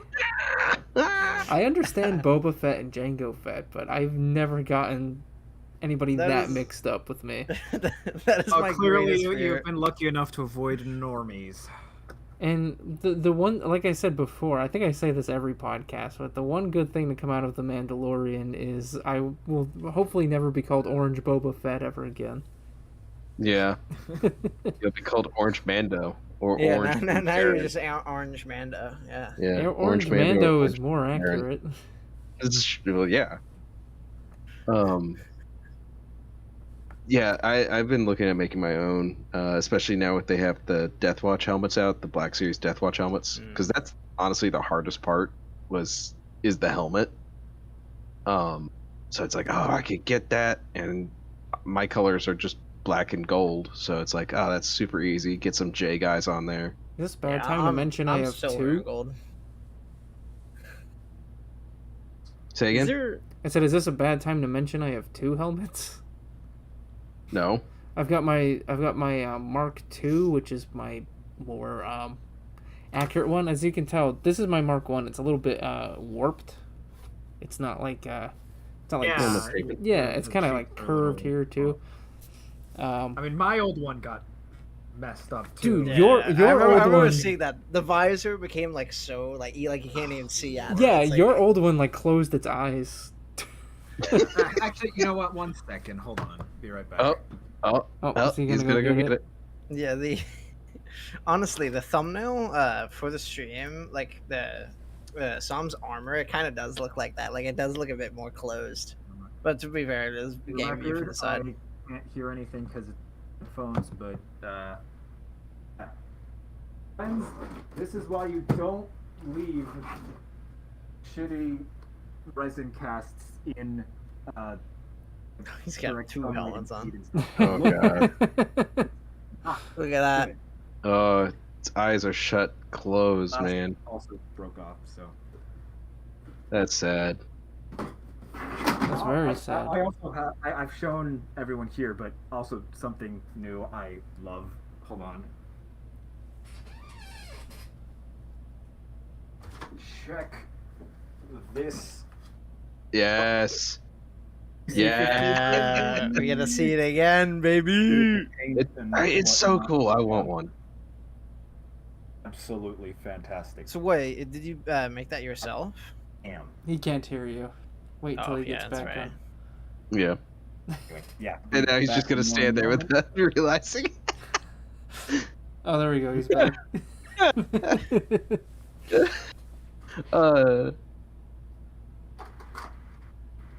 I don't know.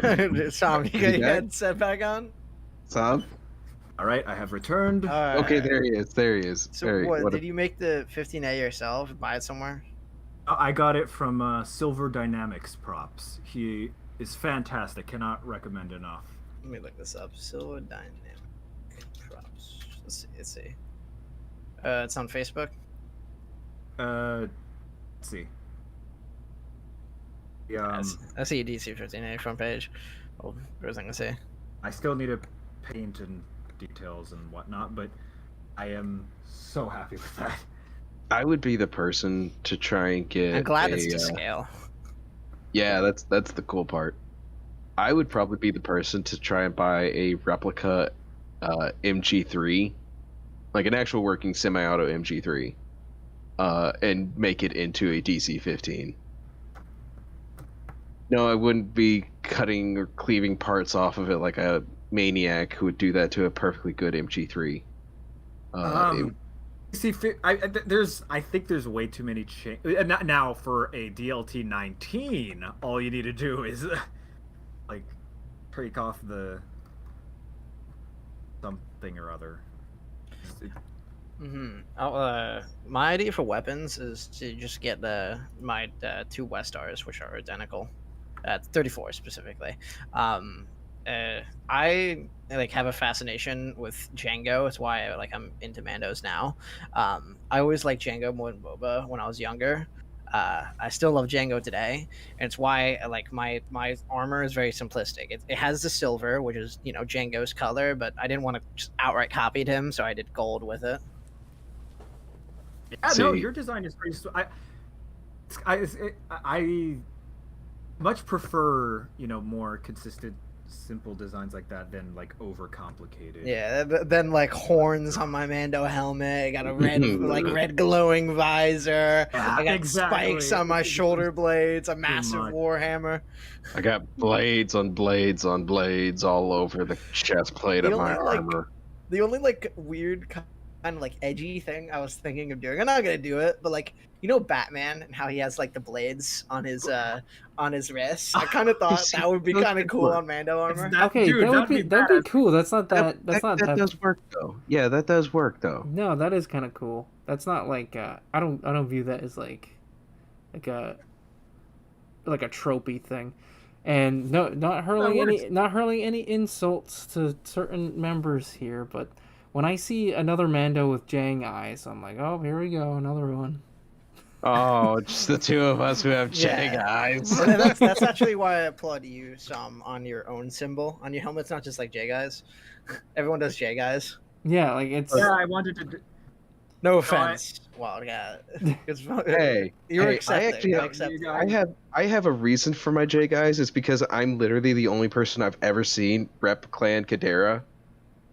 So it's like, I'm the last of Clan Kadera, I guess. I guess I'm the leader. I present myself leader. with J guys. My clan leader can't do it.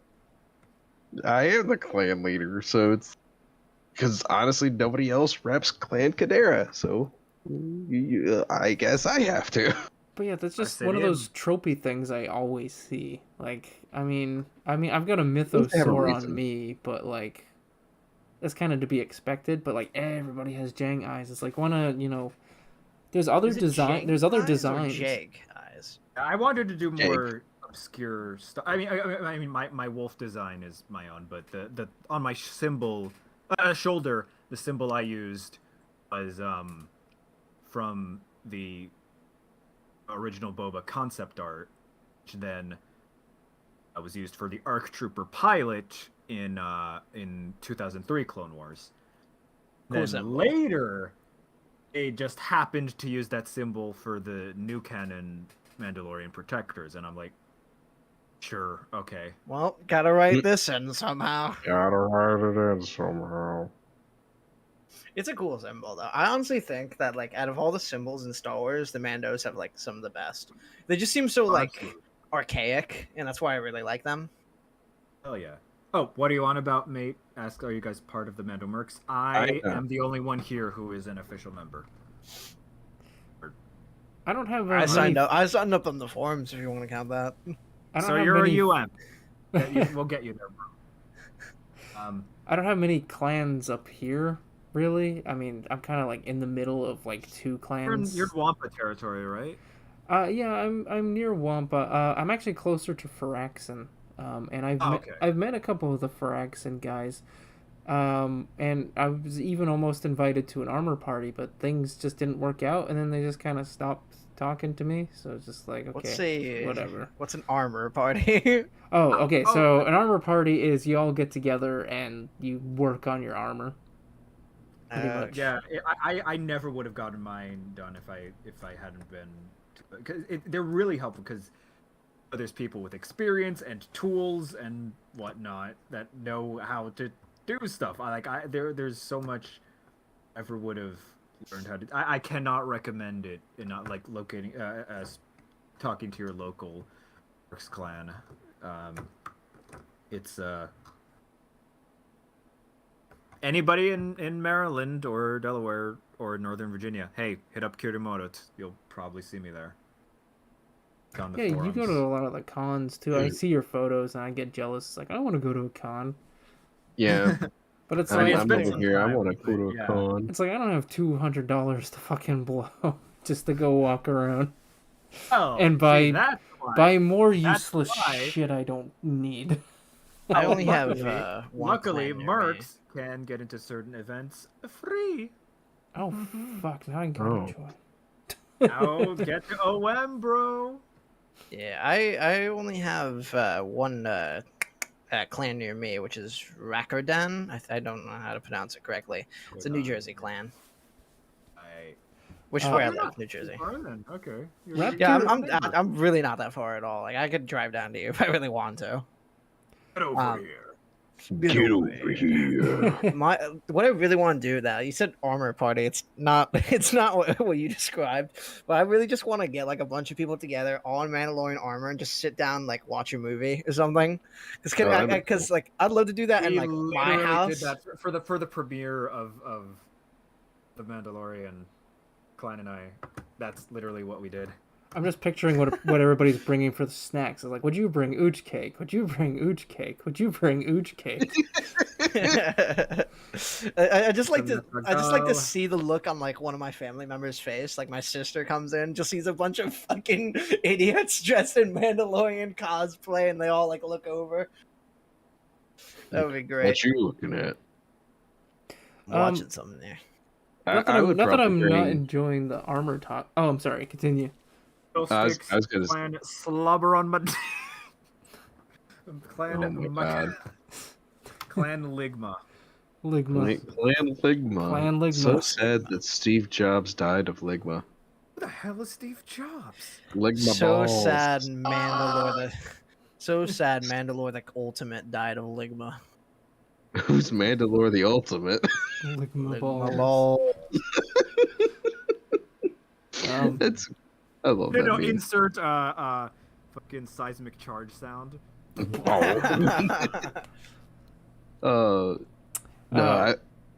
back to that whole armor party and what would the Mandalorians be bringing, I would be the one to bring freaking Mandalorian hot shots. I'd be the one to bring the drinks. And then y'all would cry as you take a shot of Mandalorian hot shots and realize it's Everclear and hot sauce.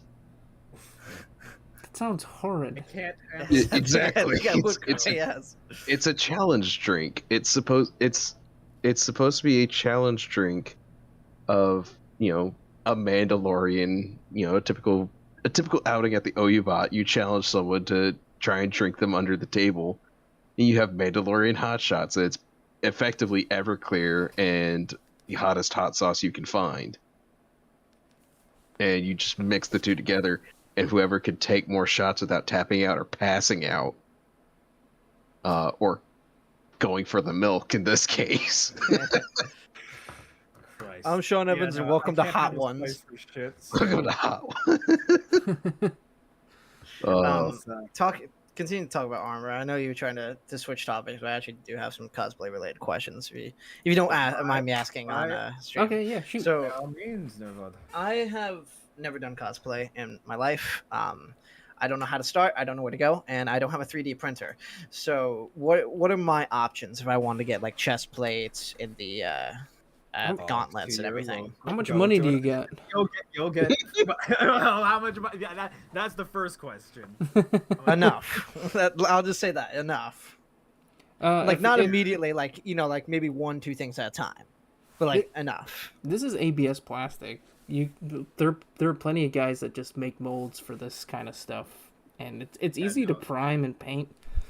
I just use rattle cans. It's not a huge process. But there are some really skilled guys that make stuff out of actual metal if you want to pay more. Yeah. Fucking how much is actual metal? He is ridiculous. Hold on. He's got Can you link in chat? actually. Can you link in chat? Oh, I want to take a look. Sure, hold on. I know Celtic, he's in chat right now. I know he wants to do a full, I think it was a Mandalorian set in metal, and I think he has like metalworking stuff, or he wants to do metalworking I'll stuff. put it in chat as well. And I'm just like, Holy that's shit. insane. That's all It's fine and insane. dandy if you want to fucking die. Yeah, he can only stay in kit for like 2 hours because it's something like, Spartan. Makes know how sense. many Yeah, fucking he does pounds. look like a freaking Spartan. that is full stainless steel. Jeez. The legend. Yeah. Right, to answer your question, most people Are not insane like that. no, most people make their stuff out of a material called Sintra, like I myself did. You can find on Amazon like a big sheet for like $10. Apparently you can find it at Home Depot as well. This is true. I was lucky because friend of mine, a merc friend of mine, actually worked at a like poster board, like printing. My main question, and this may Yep. sound dumb, but again, I've never done any cosplay in my life. How do I get this plastic and form it into like a chest plate? Very Heat. good question. I had no idea until I went to an armor party. So so with the Sintra, you could print out the templates for it on the Merc's site. There's tons of downloadable links. Just cut them out, put them on top of the, and you can literally cut it with like with a razor blade or scissors or like or whatnot. Like a box cutter. Box cutter, yeah. Sorry, that's what they're called. I forgot what they're called in English. So you can easily just transfer the templates onto there, cut them out, and use a heat gun to form it to your body. That's gonna be great. Is there anyone who like does this already? So, like I can Exactly. just No, do that's it? what people that's what people do at armor parties. It's Oh, okay. I mean, Some there's preformed plates you can like. there are I preformed ones, but they're yeah. never gonna be right. They're never gonna. Yeah, Be right. they I all mean, gotta I fit got- my size and everything too. I got lucky with mine. Other people have mannequins. There's a trick where if you like take a shirt, like an old T-shirt or something, you just kind of stuff it with paper to about kind of like your proportions. Then you can kind of form the plate around there without having to like put a heat gun on your body, which is incredibly uncomfortable. Not that. I mean, I have high heat tolerance, but yeah. Is there any armor of pure Sigma based? Yeah. Is there anything that I should like buy already built for me, like Yes, like so- comments or anything like that? If you see it's gonna be fucking. Oh, sorry. Let me just say, let's differentiate between gauntlets and vambraces. Gauntlets cover your hands, so like Thanos' Infinity Gauntlet or whatever. Vambrace, like what Mandos have, just on your forearms. So yes, Okay, I knew what a fan brace was. I just literally forgot the terms. I was saying gauntlets. I'll go. No, I'm just educating the audience. 'Cause- My general rule of thumb is if it looks difficult for you, something like you can't do yourself, then I would try to buy it versus attempting to do it yourself because you might fuck it up. Like most of my other than my flak jacket, which my plates actually sit on, I did my Kama.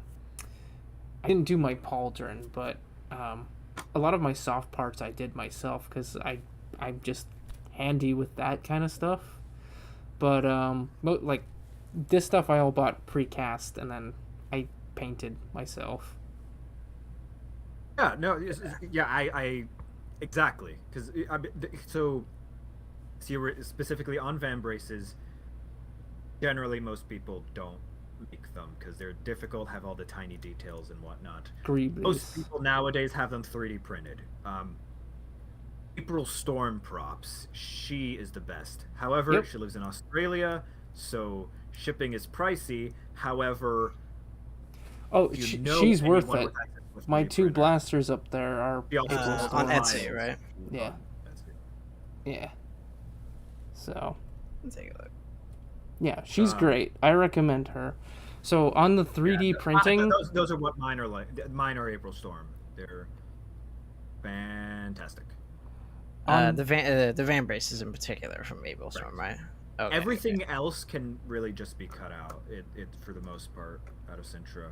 Okay. Unless you're going full metal, which I hope to someday. I'm not when I have going to do money. that. I'm not gonna do that. I'll be honest.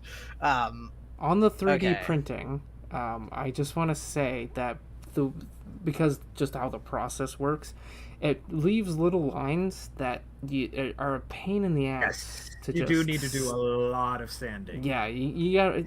I went through like 4 or 5 sanding bits on my Dremel, just to like do my blasters that I just showed you.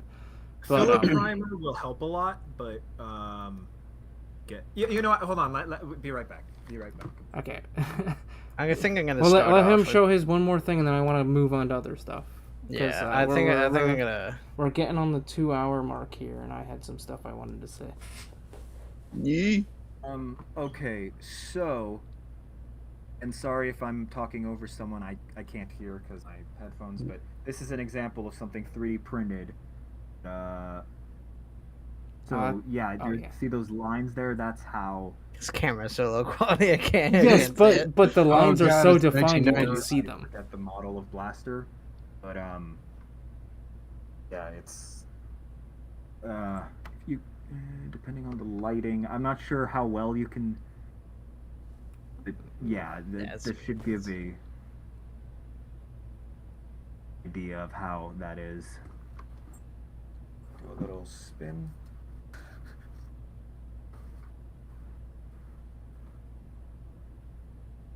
I think I gotta start getting the helmet. But yeah, first. the main point is if you're gonna 3D print stuff, just know you're gonna be sanding your life away. One other great thing about the Hasbro helmet is lighting. Woot woot. That's pretty cool. But yeah. Yeah. I'll start off the helmet, paint. Here. Yep. Yeah, I think I'm gonna start off the helmet, paint that, get the van braces, and then worry about everything else afterwards. But we can switch topics now. I just wanted to ask some questions regarding that. Yeah, it's a good place to start. Scrolling up, I forget who asked it, and I'm not gonna go through that freaking rolling ticker that is the chat right now. But somebody asked if hypothetically, if you were to start getting into another franchise, what would it, be? I already am in many other franchises. Right. I've been trying to get Dad into BattleTech. It's just hard because I don't play tabletop games, and that's why I haven't really. It's not as digestible as Warhammer, where they have all the books and the video games. Video games, yeah. The Mech Warrior games never stood out to me as you need to play this. It's Okay, I will say the HBS BattleTech. It's not the first person shooter one.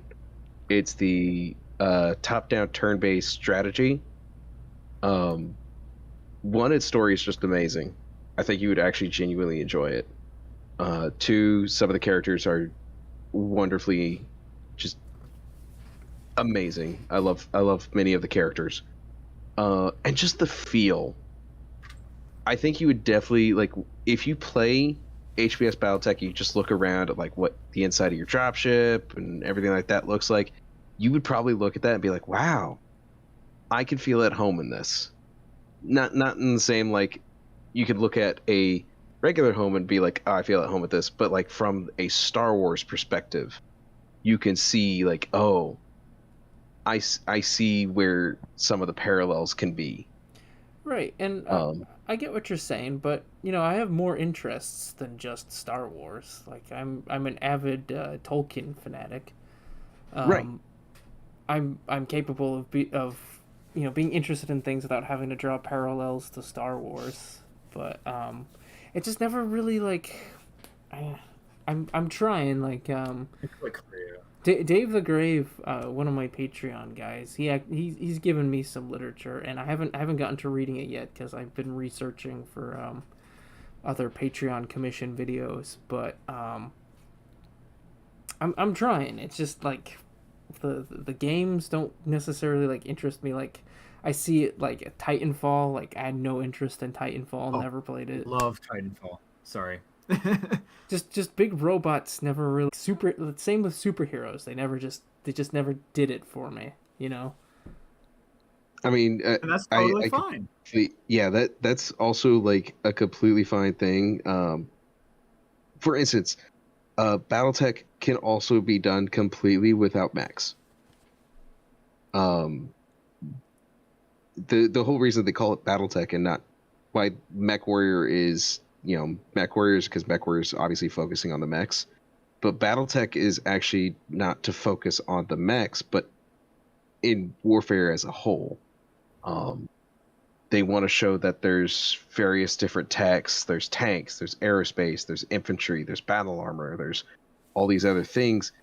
Mechs are just one facet of BattleTech. And They're if the you face only... of it. They're the face of it. Yeah, it's like looking at 40K and seeing Space Marines. It's like Space Marines are the face of it. Okay. But they're incredible. Like, they're not the frontline forces. The frontline forces are infantry, battle armor, tanks, planes, dropships, everything like that. Yeah, you'll find maybe 1 or 2 mechs if it's a decent scale battle. But you won't on a norm. You typically, your mechs are your valuable asset. They're expensive. Well, I mean, So you don't want to. going back waste to what you're saying about Warhammer, what appeals me to Warhammer is they have like a diversity of factions and everything too, and I at a glance, completely new to all of BattleTech. At a glance, there doesn't seem to be much diversity in the factions, and it's it could also be because they're all human, whereas in Warhammer you have alien factions as well as human factions. But Absolutely. So to address that point, the great houses, could on the surface seem pretty standard. I personally find the periphery states to be a lot more interesting, as well as the clans. I find the clans and periphery states more interesting than the great houses. So it's like you go out to the periphery. My personal faction in the periphery is the Magistry of Canopus, which is Space Las Vegas.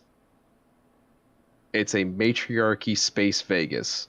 They're an entire nation dedicated to entertainment, spy networks, and such like that.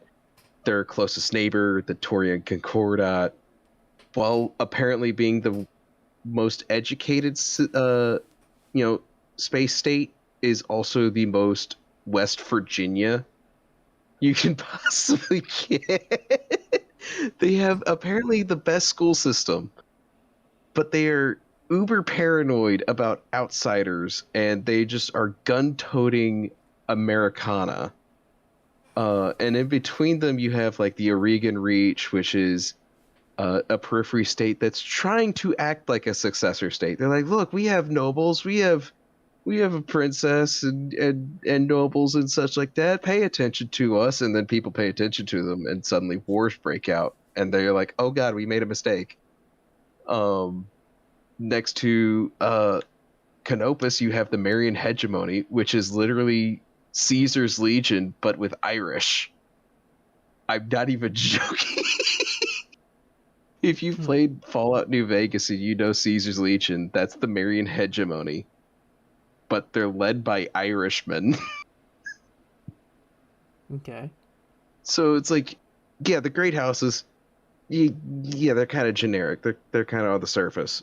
But when you get to like the periphery and such like that, you get like each of the clans are different personalities, different cultures, different ways of thinking, pirate kingdoms up the wazoo.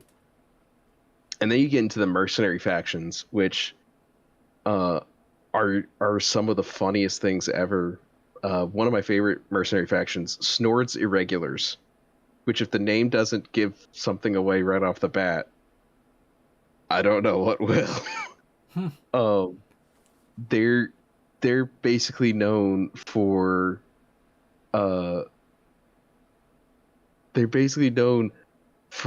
taking mechs and trying to build other mechs from them. There's one instance where he was Snord himself, yes, his name is Snord, was trying to make a mech for one of his mech warriors, and they were trying to make a rifleman, but they instead made a rifleman, but they made it out of like Archer, Marauder, Rifleman, Phoenix Hawk. Like they took all these various different mechs that should not work together, and by sheer duct tape, spit, and glue, made this thing work. It actually surprisingly had a lot of firepower for the time period that it was in. which is another rather fun thing with BattleTech. It's just the different time periods. Yeah, that was You another get thing that, I had vastly different time I had weapons. I had a friend that was like telling me about all the different time periods and like showing me different mechs, and to my untrained and unfamiliar eye, it all just kind of seemed the same to me. Yeah, that's why I tried to not. I try to start people off whenever trying to get them into BattleTech. I try to start them off with the Succession Wars, where tech, while looking more homogenous, tends to have more character to them, so you can kind of differentiate them better. Like when you see a catapult on the field of battle, you're like, oh, that's, there's a purpose for that thing. And why it looks the way it does. Same with like an archer or an atlas or something like that. It's like, oh, those are like the iconic mechs that people could kind of get into. I'm sorry to interrupt, but Yeah. I just remembered something absolutely hilarious. So actually, I believe this was like 2 years ago. There was footage, of fighting in Damascus in Syria. Mhm. People using actual, honest to God trebuchet Yes. because it's silent. Well, I mean, not silent. It's not. It's quieter. It's quieter. It's got And it works. if it fucking works, it works. If it works, it works. That's a big thing that I love about BattleTech. It's just if it works. Sorry, you were just saying catapult, and I was like, oh wait. It's like I love anachronistic weaponry in it in real life or in fictional settings. Yeah. And yeah, I mean, BattleTech is all full of that. I mean, there's a mech called the Trebuchet. They have mechs called the Crusader. They have, because it's supposed to be this quote unquote medieval kind of setting. It's a medieval setting, but it's set in a period in space where it's 1,000 years into the future, and we've expanded so far out into the galaxy that communication is so slow that we basically had to go to feudal societies to survive. And So one it's of one my of those like lost a setting. bit, yeah, a bit like that. One of my favorite parts is actually Comstar. Because Comstar, so the way you communicate with everyone on a galactic scale is through these hyper pulse generator uplinks. It's faster than light, but it's still not instantaneous. If you're trying to send message from one part to another part, still might take maybe about a week or so just to get there. But all of them are owned by a company called Comstar. So Comstar knows all, sees all, hears all, and makes all the money because everybody has to use their HBG uplinks to communicate. Which leads to some rather backstabby kind of fishiness that happens where you're like, why didn't they do this? It's like Comstar. Well, why didn't they do this? Comstar. Because Comstar wants to stop this kind of stuff from happening, and then they'll finally get their comeuppance at some point. But just the shenanigans that they'll do alone, I mean, they have literal books written on them. Oh. I don't know jack about BattleTech, so I'm just pretending like I know what you guys are talking Just like nodding head, yes. The original Yeah, question. But I am certainly listening. Trying to get us back on track because we are past the 2-hour mark, and I would like to wrap it up soon. Yep. But yeah, the original question was, what other franchises would you be interested in getting into / are you getting into? And recently I've been watching, like, getting more into The Witcher, and yeah, well, I accidentally got it. Delving into more like the lore stuff actually got the end of the last season ruined for me. Oh. Yeah. It was not really my smartest decision in hindsight. It's like, because I was like midway through the second season, and I'm like, oh, I'm gonna start, reading some of the background lore, and then that Oh, just no. yeah. Then I'm like, wait a second, what? And then I just got something major spoiled for me. Yeah, don't spoil me. I'm currently watching. No, I'm not, because but it was also like cool because like at the same time because yeah, watching it with my girlfriend, and I'm just like, oh, now I can get to see like her reaction when she finally figures out, but yeah, no, not smart in hindsight. But another one I would like to get into is The Expanse. I have Amazon Ooh. Prime, and everybody I talk to says it's amazing and that I would love it. And Yeah, it's pretty good. I've heard great stuff. It's more like harder sci-fi than most. Very much Yeah. a hard sci-fi. Yeah, right. Very much hard sci-fi. Very much actually like the people who harder on the side than the fi. harder on the science than the actual fiction because they've actually did the math for a lot of it. Mm-hmm. True. See, that's I'm happy to hear that because one of my favorite things to do because I'm not a professional scientist or any. Yeah, I'm something of a scientist myself. No,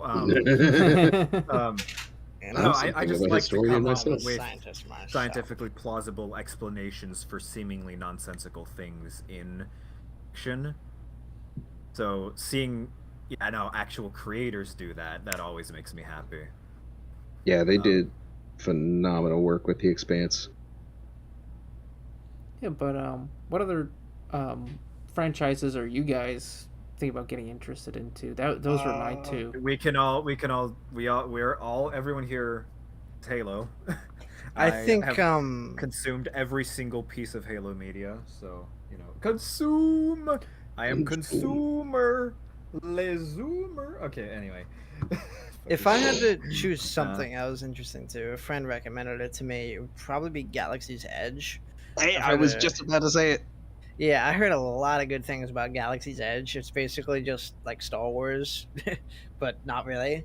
And I kind of want to get into it. I have the first book. I've still yet to read it, but it's very interesting that the tagline is "The galaxy is a shithole." The galaxy is a dumpster fire. Well, that's the one you were talking about.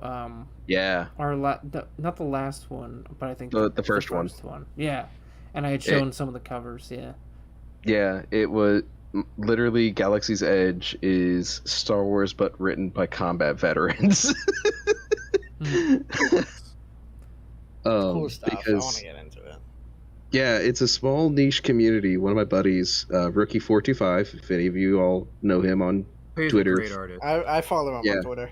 Yeah, he's the guy who got me into it. Really good Halo takes, actually. Yeah, he got me to get Legionnaire, the first book, and after the audiobook, listen to the audiobook, because holy cow, the guy they got to read it was just amazing. But Nick Cole and Jason Onspach, both are just rather funny people to witness just happening. But like to actually see their works and what they do and such like that, they do phenomenal work. I think they're actually trying to get a war game, like tabletop version of it going. But books, man, the books are so good. Legionnaire by far my favorite. I love Legionnaire. It's literally sitting on my desk. I've just yet to read it yet. Someone in chat said read Halo the Flood, and I got Halo the Flood in my brother's room right now. He's reading it, but I have First Strike right here on my desk. I mean, it's just an adaptation of CE. There's some interesting little tidbits of I think it's worth a lore read here and there, personally. but it's a lot of people really don't like it, and I don't really get that. I didn't mind any of the additions there. I guess some people thought it made it too slow, but I really liked it. Because I was able to, like, as like they were reading the book, a lot of it is just Master Chief and shooting shit, and just like the game. And it's like as I'm reading, I'm like, oh, I know where he is. Oh, I know the exact encounter he's gonna have. Oh, that's just like the game. Yeah, it has a lot of those little pieces to it. My favorite Halo book has to be Fall of Reach, though. I do love that one. Absolutely.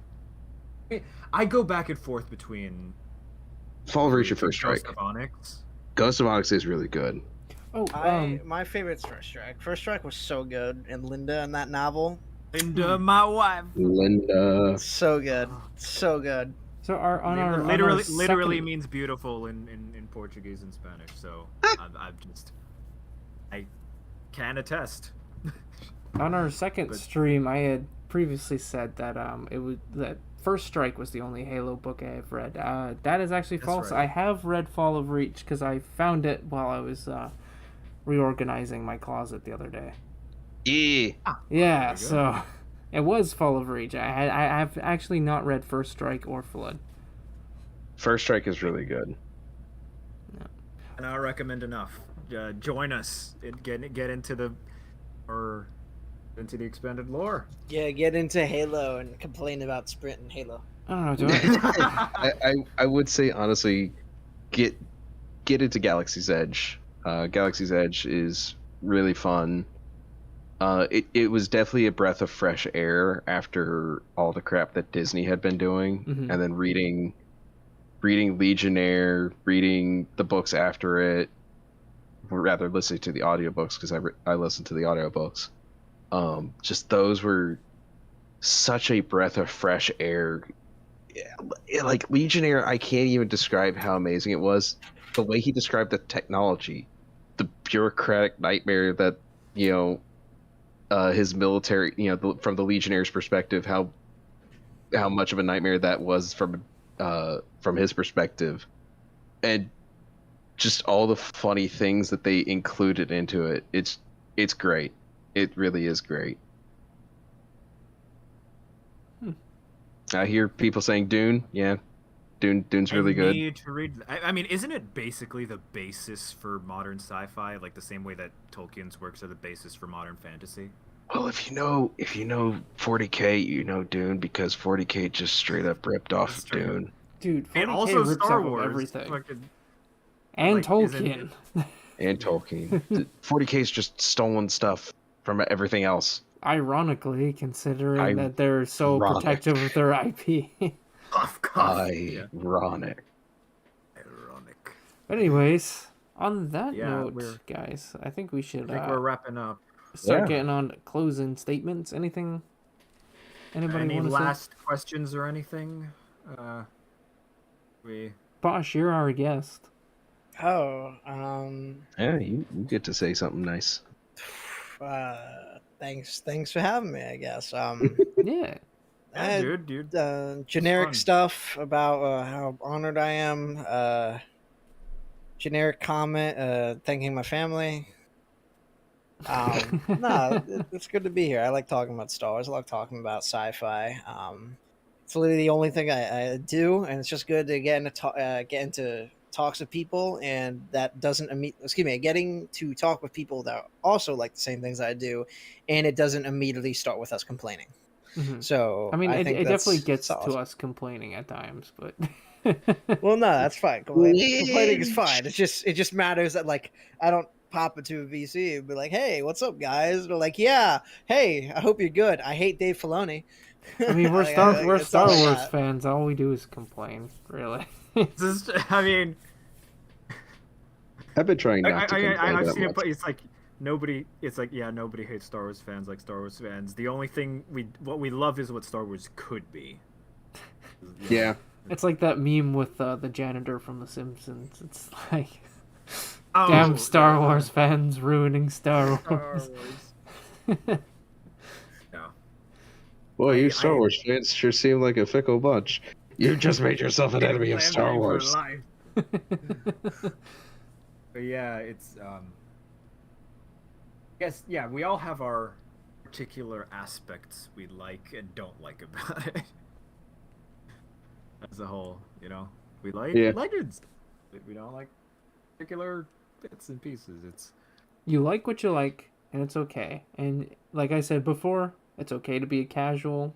Nobody's like, exactly like when I was younger. I will personally judge you for it, but I won't say anything out loud. Well, yes. I mean, when I was younger, I was a lot more ranty and whatnot. Like, Dave Filoni ruined everything. but now I've mellowed out. Like It happens I- with age. I've humbled in my old years. In my age, I don't see the point in complaining. Yeah, it does get to a point where it's like, okay, I've complained all I can. I've done. I've just become more nihilistic over the years to the point where I'm like, it doesn't really do anything to complain. Yeah. I've become complained moved about in all the I can. force. I get it, cause. All right, bad joke. No, I don't get it. But Anyways, you guys want to plug yourselves before we head off here? start with you, Sam. Sure. Yeah. Now that I've at last graduated, yay! I should. Congratulations. Thank you. Congratulations. Insert Evangelion. Congratulations. Congratulations. Congratulations. Yeah, I'm gonna be making more videos. Hopefully. That's That- all we want. Please. I'd be happy to. Yeah, not sure what else to say. I just look up Sombraptor on whatever site. Well, the links to all you guys' stuff is in the description. What's your well, meme there we page? go. What's your meme page called again on Facebook? Oh, Manda-core-en. Mandacorian. He has it down there. Well, there we go. There. I found it. Mandalorian. All right, Wildcat, what's your next projects? Currently working on Tech Talks BattleTech Warhammer. No, that's not Warhammer 40k. The Mech Warhammer. As well, I have episode 3 of BattleTech Campfire Stories up on my YouTube. Got the wonderful voice actress BB Wolf to actually be in that one. Oh, cool. She was a charm to have. And then working on BattleTech Campfire Stories episode 4. After that, commissions are available every Tuesday. I want artwork. Send me a DM either on Twitter, Discord, wherever. I'll try to respond to it as fast as I can. Nice. And Posh? I don't exactly have any plugs, but Sam and I are going to be working on something too Halo related. This is Ooh. true. Nice. Now that he's done with school, him and I can actually like start fucking working on this. So we're like, well, we started in October or November, and then we just like stopped. Yeah. I'm curious. It's just like small Halo machinima stuff. Just some stuff that we want to do because we're both Mandos. We both like the whole warrior culture thing. So you can guess So what we're it'll be about. Sanghiaboos. Sanghiaboos. That's what he's trying to say. Okay, elite preferred species. Delicious. The idea is kind of just to take advantage of all like the Halo I think it's Halo Online armor, like the elite ones that were recently put into Halo 3. Okay. I kind of want to do a lot of stuff with that, and start making so it's gonna be it's gonna take place during the Blooding years, post Halo 3, of course. Ooh, very nice. Idea is to just create like separate factions, decide what they're fighting for, what they're doing. We got a lot of freedom when it comes to this regard, so I'm excited to get started. We made a small document and we did name some characters. What was the character's name? It was like Starscream. Oh yeah, it was like "El grito me" or something like that. I made a pun from Portuguese words, but anyway. Either way, Anyway, yeah, That's let's so not cool. take up any more time. before I we get guess. started. Yeah. Want to let everyone go? Yeah. I'm just currently working on the next Manda-LORE video for next month. I have a couple of commissions. Is... I'm gonna leave it a little bit of surprise. Okay. I've had a couple of commissions come in because I've got Posh's still left to do, and then I've got my higher tier guys that do get commissions. I let them since the year rolled around. I let them get another round of commissions. So I'm gonna be working on those, but right now I'm just trying to get out this other video because I think it's just gonna bring in a lot more subscribers and stuff for me. It's something a lot of people have been waiting for. So working on that. So then I'll get to Posh's, which I'm still doing research for because I want to reread some of the old the Republic comics to like the older issues because I've reread like 49 through what is it like 83 is the Clone Wars era one just over the years just debating with people online when I had no life. Yeah, all my video topics are basically just to like challenge you. Yeah, so I There's need to the language one a while ago. I need to go back and reread some of the earlier issues that I read when I was a kid once and never went back to. But yeah, so and then I've got Posh's and then I've got my other commissions and we'll see what the rest of the year brings.